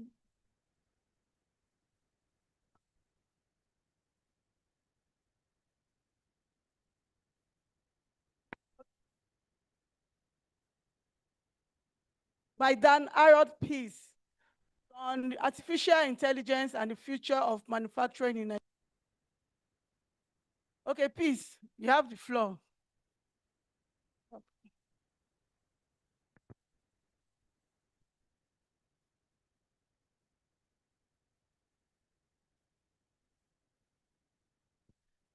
Good afternoon, distinguished guests, judges, fellows, senior engineers. It's an honor to be here today to present my paper on Is AI the Future of Manufacturing? Using the theme, Revitalizing Nigeria's Manufacturing Sector through Innovative Engineering Solutions. I am Precious Dan Harold, and my affiliation is APWEN Uniport Chapter. This is my contact as well. Please, next slide. Okay, so we have the table of contents, introduction, literature background, market and technology trends, methodology, results, challenges, opportunities, findings and discussion, conclusions and recommendation. So now we're going to talk about AI being a key driver in Industry 4.0. I'm going to assess whether AI truly represents the future of manufacturing. I know we are all aware of some of the trends that are happening in the manufacturing industry, where we are seeing robotics, we are seeing the rise of robotics, we're seeing the rise of automated systems, being used to run the affairs of the manufacturing industry. And now the question we're posing here is AI the future of manufacturing industry? And I know that there are many people that are actually concerned about this because they see artificial intelligence as an enemy because it's going to take their job. So in this particular paper, I'm going to show you the benefits and the challenge as well of AI in the manufacturing industry. So now the literature background. So we had to go to different startups or different industries that are making use of AI. One of them is Code Hub. And these Code Hubs, they use AI for agri-manufacturing. And the female co-founder, because I focused on female engineers as we're in the APWEN conference, we have Inaemeka Ikwegwonu. She partnered with women groups and she's using AI for cold chain management. Then for another startup, we have Simbi Interactives.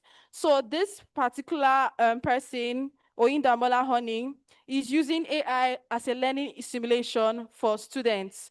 He's using AI to teach students. And then we have Kitovu, which is the name of the company, and it's used in precision in agricultural tech. So it's led by a female team. So now, the key gaps in literature that I identified, we have gender representation. We have limited female engineers or limited female persons who are interested in this field. Then we have the issue with AI being adopted because we have not even, as Nigeria is, we have not even been able to bridge the normal industry, manufacturing industry, not to talk of industry 4.0, that's introducing artificial intelligence. So, and we know that sometimes the people that are actually in the operations team, they are not very conversant with normal systems, not to talk of artificial intelligence. So there's an issue with adoption of AI in adoption of AI in local manufacturing sets. So then skill development and policy, because there's no adequate training, because to use artificial intelligence, you need some level of training. So that is not on ground for the locals. So that's another issue that we identified. Then data infrastructure. We have poor data culture. As you know, Nigeria, we are still in the era of papers. So it's very hard to get accurate data to use. And you know AI, anyone that knows artificial intelligence, they actually need sufficient data because artificial intelligence is what you give it, it's what you bring out. So if you don't have sufficient data, it will not actually give you a very good answer. So you will just be getting a wrong answer. That's why sometimes if you look at ChatGPT, you see the answers may not be correct. You have to verify again. So that's another gap that we saw. Next slide, please. Okay, so now market and technology trends.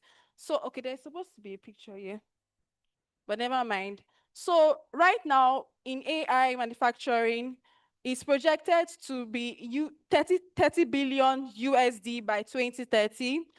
Adoption rate for AI is rising globally. In Germany, it is projected to be between 6 to 13% in 3 years. So in Germany, they have already started incorporating artificial intelligence in their manufacturing processes.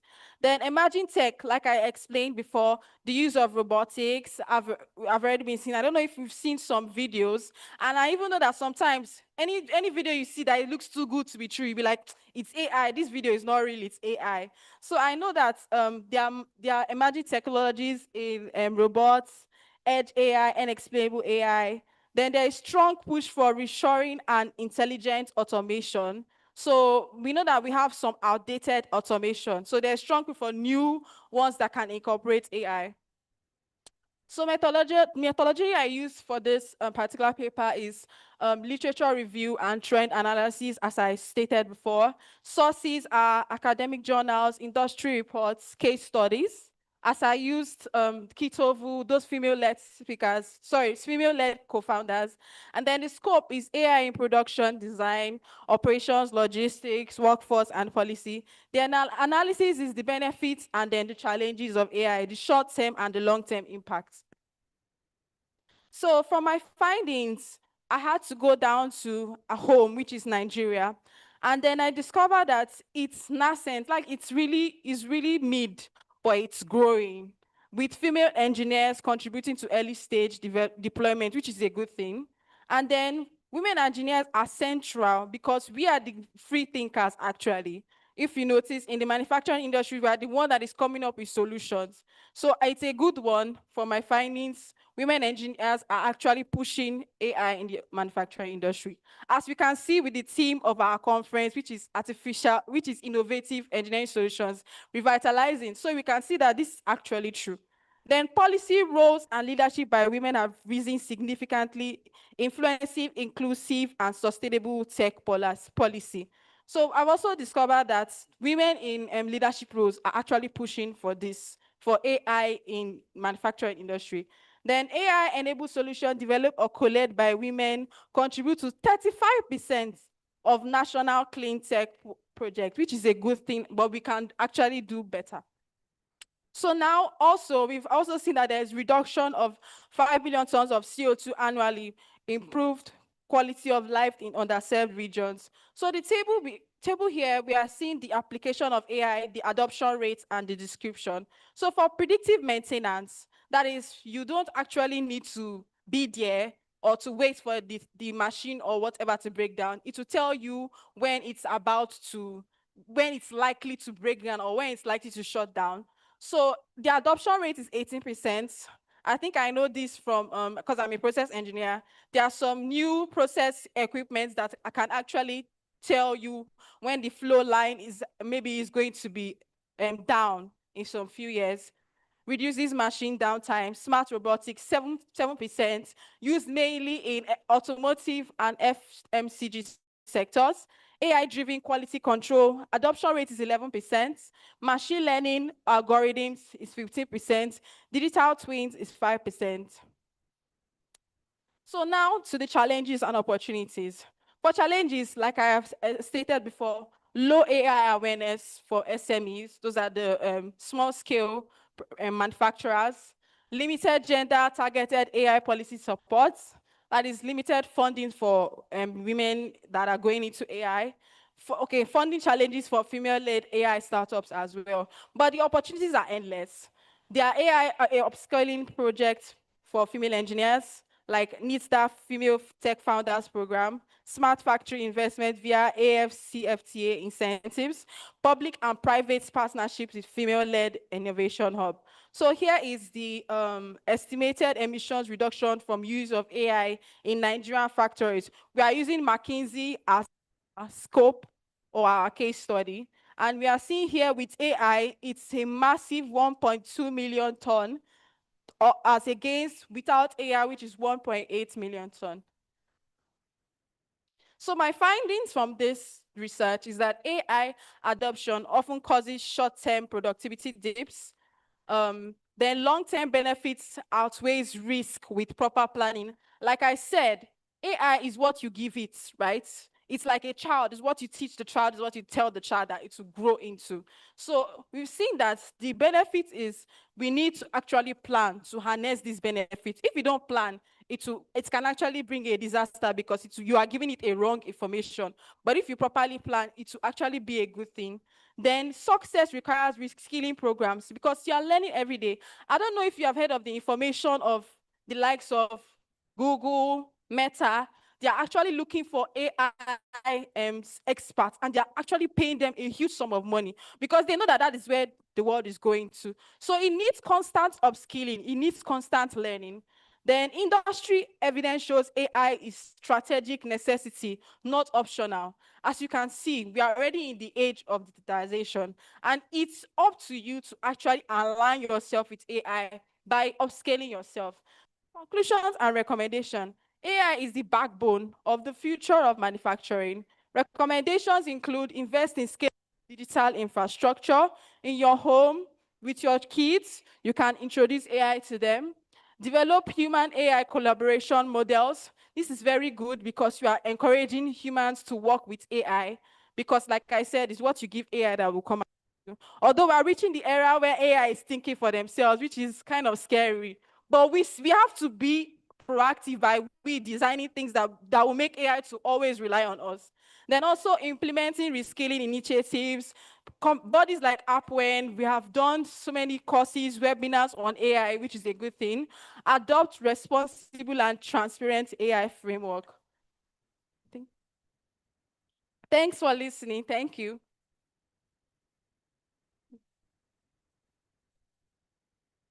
Thank you. Thank you, Peace, for that presentation. I think our Gen Z are now, all of them are AI. Thank you very much. Do you have any question for her? One? Only one person? Two? No, after. Okay. Thank you, Precious. Thank you. Your topic is AI the future of manufacturing? Yes, ma'am. Okay. So I think, first of all, this topic is just trying to tell us embracing AI as female engineers. Yes, ma'am. When you talk about is AI the future of manufacturing, it is already here. There is no two ways about it. Yes, ma'am. And I think what you should talk about is the challenges. You spoke about some and the benefits. But the benefits you need to emphasize more on that. I knew you talk about preventive maintenance and the rest, robotics and I. So you are encouraging us to embrace AI as female engineers. But you didn't talk about a very, very important aspect, that is cybersecurity. Cybersecurity is a big threat. When you look at AI, you are pushing us to embrace AI smart factories. Yes. That is where you are going. Yes. That, okay, we should leave the traditional ways of manufacturing, now embracing a smart one. And cybersecurity is a major threat. You understand? It affects these smart factories, AI smart factories. So look, what are the things you can now, what can we see now as, okay, number one factor or number one constraint is cybersecurity. And the AI you're talking about, you just saying AI, you are not giving us IoT, you are not giving us big data analytics. These are also AI. So AI is just very large. Everybody talks about AI, but they are really, really smaller things. So I'm asking you the question. You want us to embrace smart factories, and cybersecurity is a major threat. How do you want us to cope? Thank you. Thank you so much for your question. Okay, I think I mentioned in the recommendations on upskilling, right? So cybersecurity is one of the key things that they will when you want to learn about artificial intelligence. So I'm sorry that I actually did not specify, but there are lots of things you will learn if you want to go for a course on artificial intelligence. And cybersecurity is like number one, because as she said, and I don't want to bring movies, but sometimes movies the future. I don't know if you watch some movies where robots begin to rebel against humans due to lack of security. So we, as female engineers, I encourage us to go for I encourage us to go for this risk upskilling, because I mentioned it there that we should go for upskilling, because as she said, whether we like it or not, it's already here. So we need to arm ourselves, because the people that will be not relevant in the future are those that don't have knowledge of this. That is just the truth. So I would encourage each of us to I will encourage each of us to go into it. And then as he said to how, there are courses on Udemy, there are courses on Udacity, so many courses on AI. Some of them are even free on AI. There are courses on Google as well. So please, when you're on your free time, you can actually just go to Google and search courses on artificial intelligence towards the manufacturing industry side, towards innovative sides. There are so many. So please, I encourage you all to do this. Thank you so much. All right. Thank you.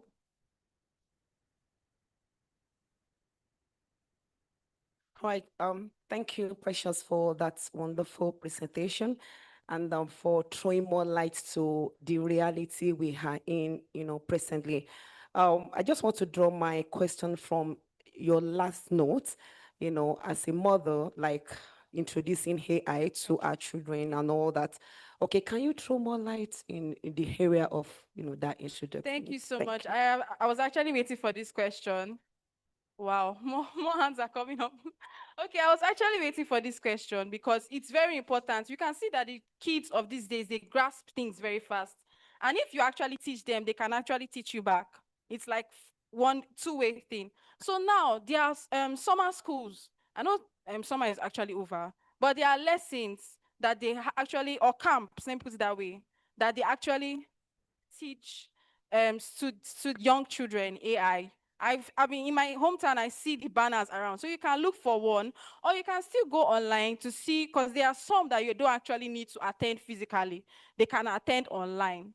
So it's important that you train kids on that. Because I was a judge for the STEM festival in Port Harcourt. I was actually a judge. And if you see the things that children are doing, I was amazed. They are building games using AI. They are building wonderful games, like games that you can play and enjoy. Kids between 7 to 15. They were actually, and these kids, they will represent Nigeria abroad. And some of them, they won last year in the STEM Olympiad.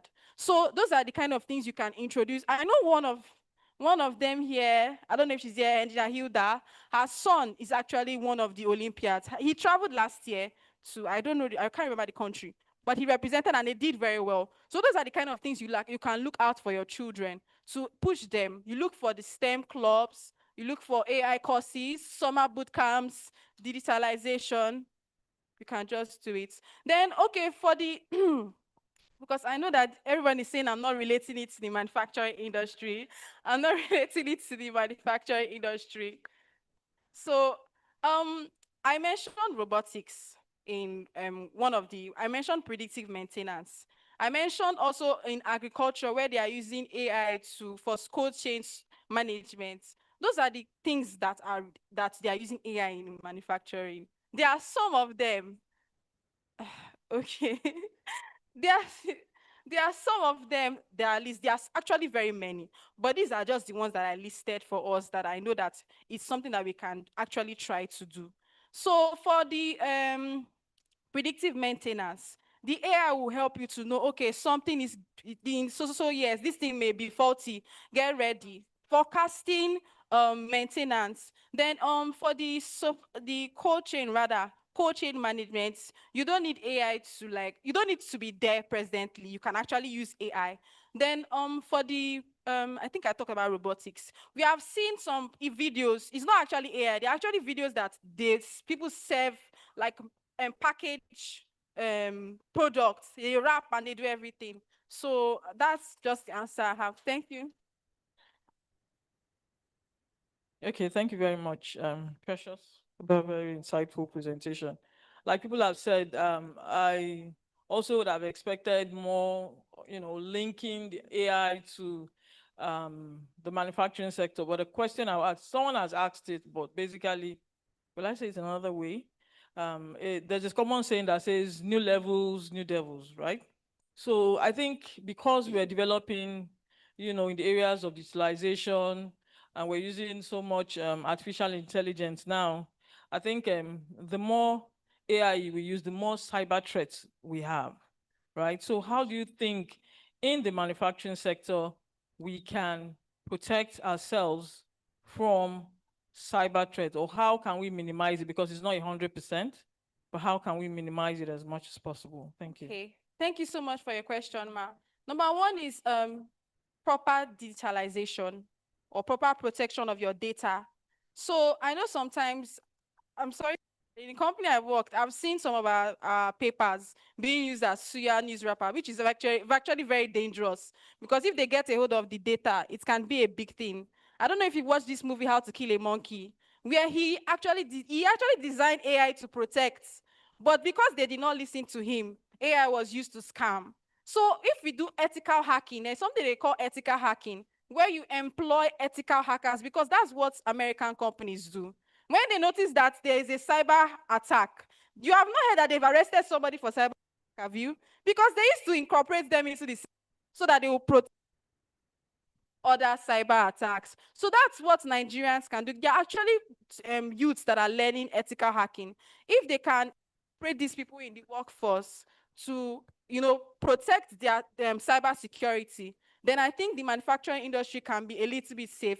Also, training the youths or training people on cyber security as well to protect the manufacturing industry. That's my answer, ma.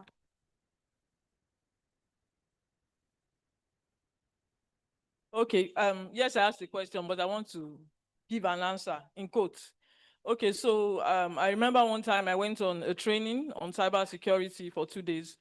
And so what we were told there is, as much as possible, we should try to make sure that our systems are the security tight. And a good way is homegrown solutions. For example, on your phone, if you buy a new phone, you would most likely have maybe WhatsApp there already, or you have to download WhatsApp. But a lot of times, all these apps, they have spywares, and they listen to your conversation, they do all sorts of things. And so if you did not create an app, it will be difficult for you to be able to find out, what exactly the problem is. Another one again is, for example, your television. A lot of times you just buy your TV, but you don't know that there's a spyware inside. And so that's where you call all these cybersecurity experts to sweep it.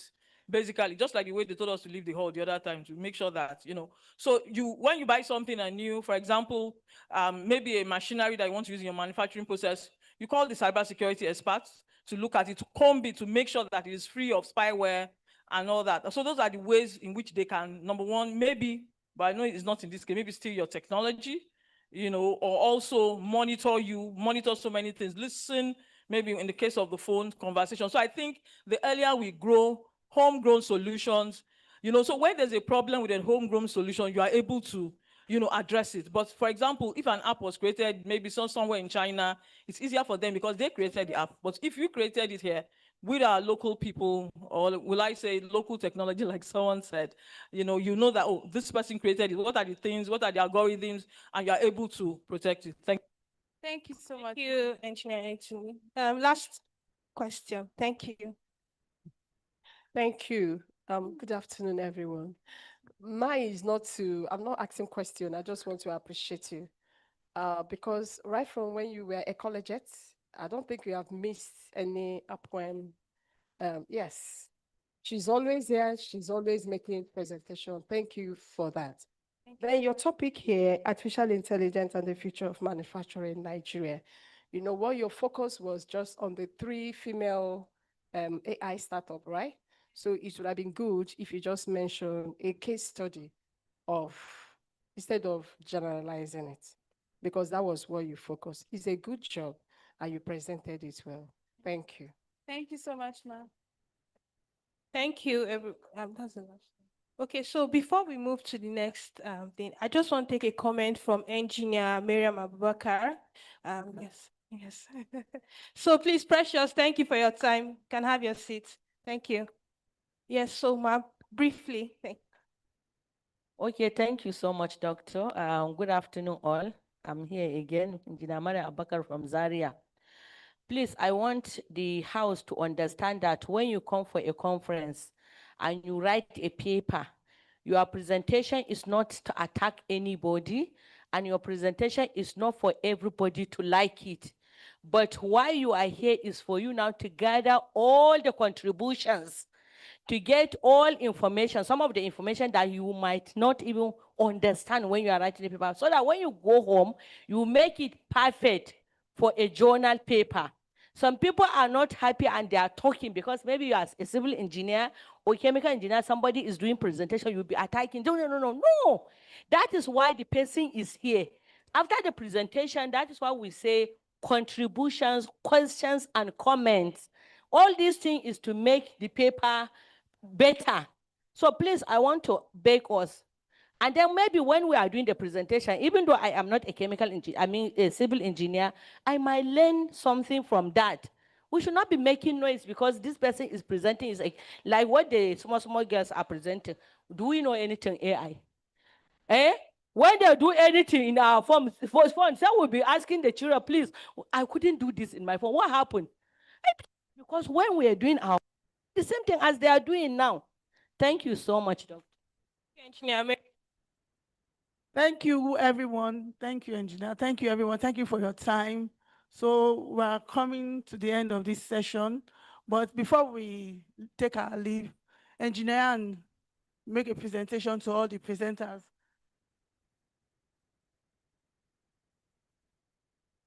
So all the presenters, please come. Please come forward. May we have all the presenters to the front?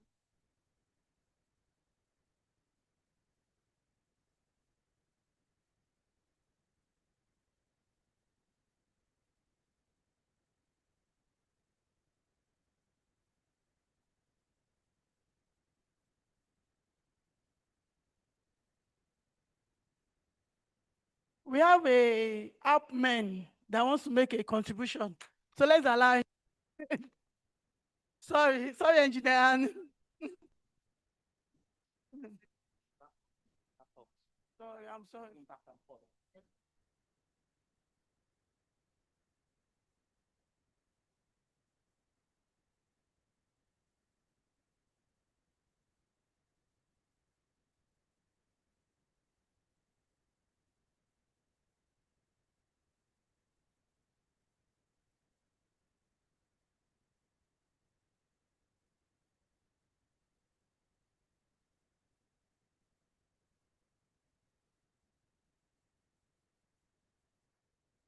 Okay, I'm not going to talk to that.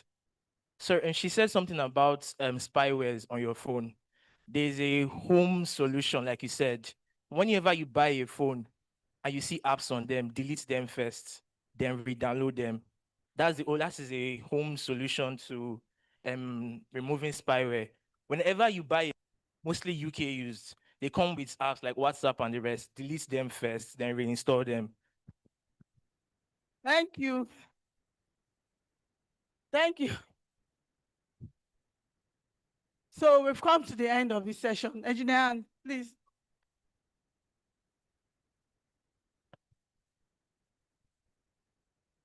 Thank you very much. And once again, good afternoon to everyone in the hall. Good afternoon, everyone. I'd like to appreciate all the 4 presenters. You guys did a good job. Please put your hands together for yourselves. Thank you. And to everyone who is here in the hall, please put your hands together for yourselves as well, because of course, if we didn't have you all here for your constructive contributions, criticism, and questions, then the technical session for this conference would have been worth the while. So thank you. I'm Dr. Ann, of course, Dr. Ann Obuibite, member of the technical subcommittee for the conference. And we've come to the end, but of course, we have to give out the book of abstract to those who have presented. And then tomorrow during the dinner, we would also present the award to the best paper presenter. Also, the certificates for those who have presented will be sent through their emails as an e-copy. So do well to please write down your name and your email address, yes, so that will be sent to you via email.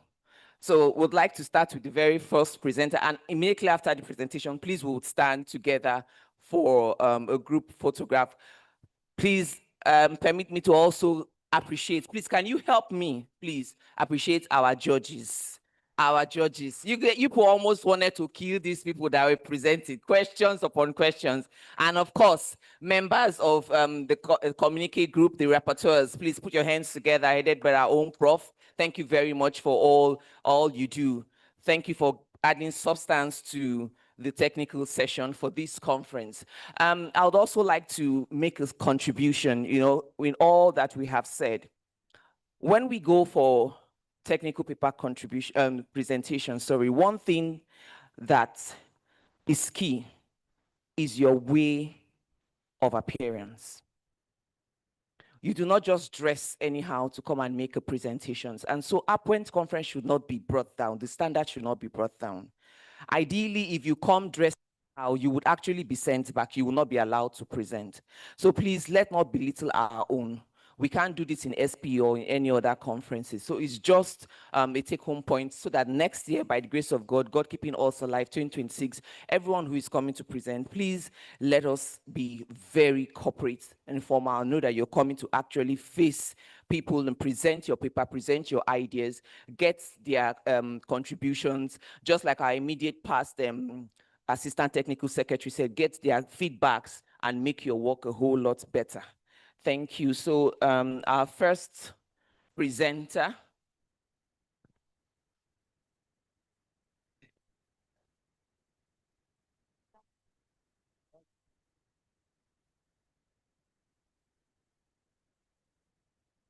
Yeah, I think it's Dari Raphael. Yes, Dari Raphael presenting on hybrid speech emotion recognition. I love your presentation. I love more of the confidence in your presentation. You did a great job. You did a great job.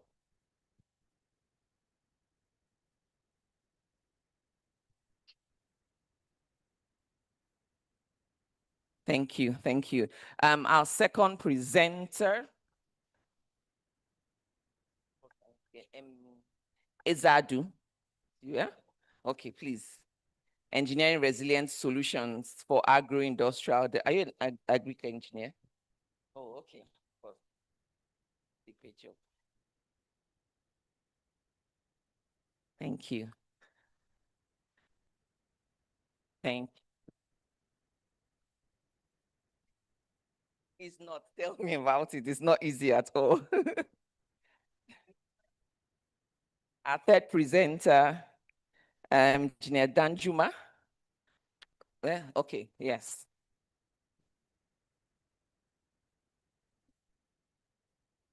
Thank you.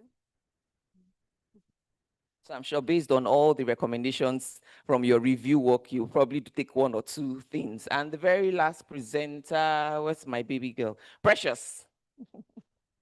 The AI grew.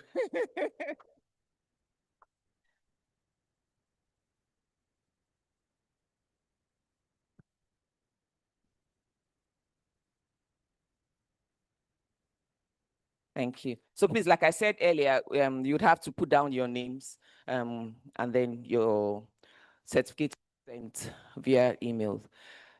Thank you very much. From the group picture. Thank you. Alternate chair, please. And the judges.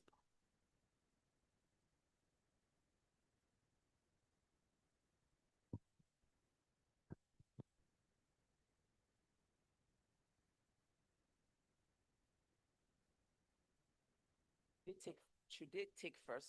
Just them that presented, yeah? Yes.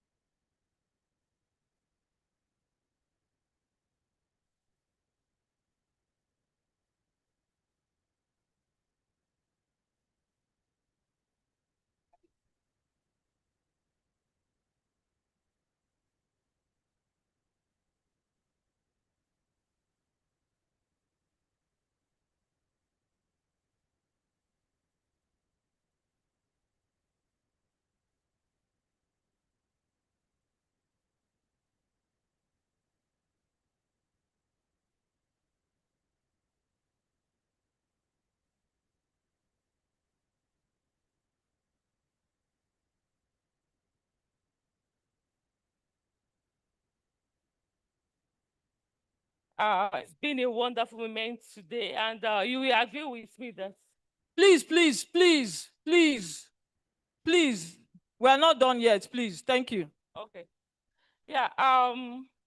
It's been a wonderful moment this afternoon, and you will agree with me that the conversation have not been only academic. It's been a robust one from both academic and the industry perspective. So for our presenters, please, I just want to implore us, take the comments made with an open mindset and go home and improve on the papers. I think we are all aware that we have, for the Association of Professional Women Engineers, we have our own publication, a journal publication, which some of us in academics, we can use for our promotion exercise. So I want to implore those that presented their work today to please, immediately after this conference, there will be a call for paper which will be published in APWEN Journal of Engineering, Science and Technology. So some people presented their work last year, and they were, I think that's a point, some of them were asking for the book of proceedings, that it should be published on our website, because some universities will not honor such papers if they are not available online. So what we want to adopt this time is that, please, if you have presented your work now, go home and do, if for those that were asked to revise the title, please just do an extension of your work. Let it be different from what you have presented today, so that it can be able to meet up with APWEN's standard for journal publication. So by October 1st, the call for paper will be out, and I think it will be out for just 3 weeks. So I want to please implore, for those that presented, you can do that, and those that have not presented but still want to present in our journals, please, we still have one issue left for this year. Those that published their work in March, I think for some of us that are on APWEN community platform, the link to our papers are there. And if you have published the work in that issue and you need the hard copy, we have the hard copy here that you can take to your university and promote APWEN at our individual university. So that is all the contribution I want to make. I just want us, and I also want to please appeal to us, please, as we are coming for conferences, this is our own. So it's not good for us to just attend conference without having this kind of conversation. So please, I want to encourage us to please, whatever we are, especially for those of us in academics, please, let us send in our papers. Let people comment. You comment, we are not here to winch out, but we are only here to learn from each other. So on that note, I want to appreciate all our judges once again for the beautiful contribution and your insights. And I wish us all the best as we continue with the rest of the conference proceedings. Thank you. Thank you very much, our Technical Secretary. At this point, before we go, I'd like to call Boluwatife. Please come forward. Now we have just a limited number of the conference proceeding. I'm going to give it to her because she was the first person to come here. She came very early, she was waiting, and we have limited copies, so I'm going to give this specially to her. So on behalf of APWEN, I present to you this book of proceedings. Where's the cameraman?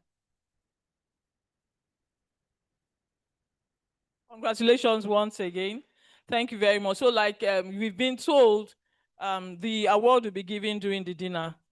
Once again, thank you very much for this very engaging session, and see you guys later this evening. God bless you. Yes, cultural night. The cultural night, I think by 5 o'clock here. I think downstairs. Is it here? Downstairs. Yeah. So we're going to have it by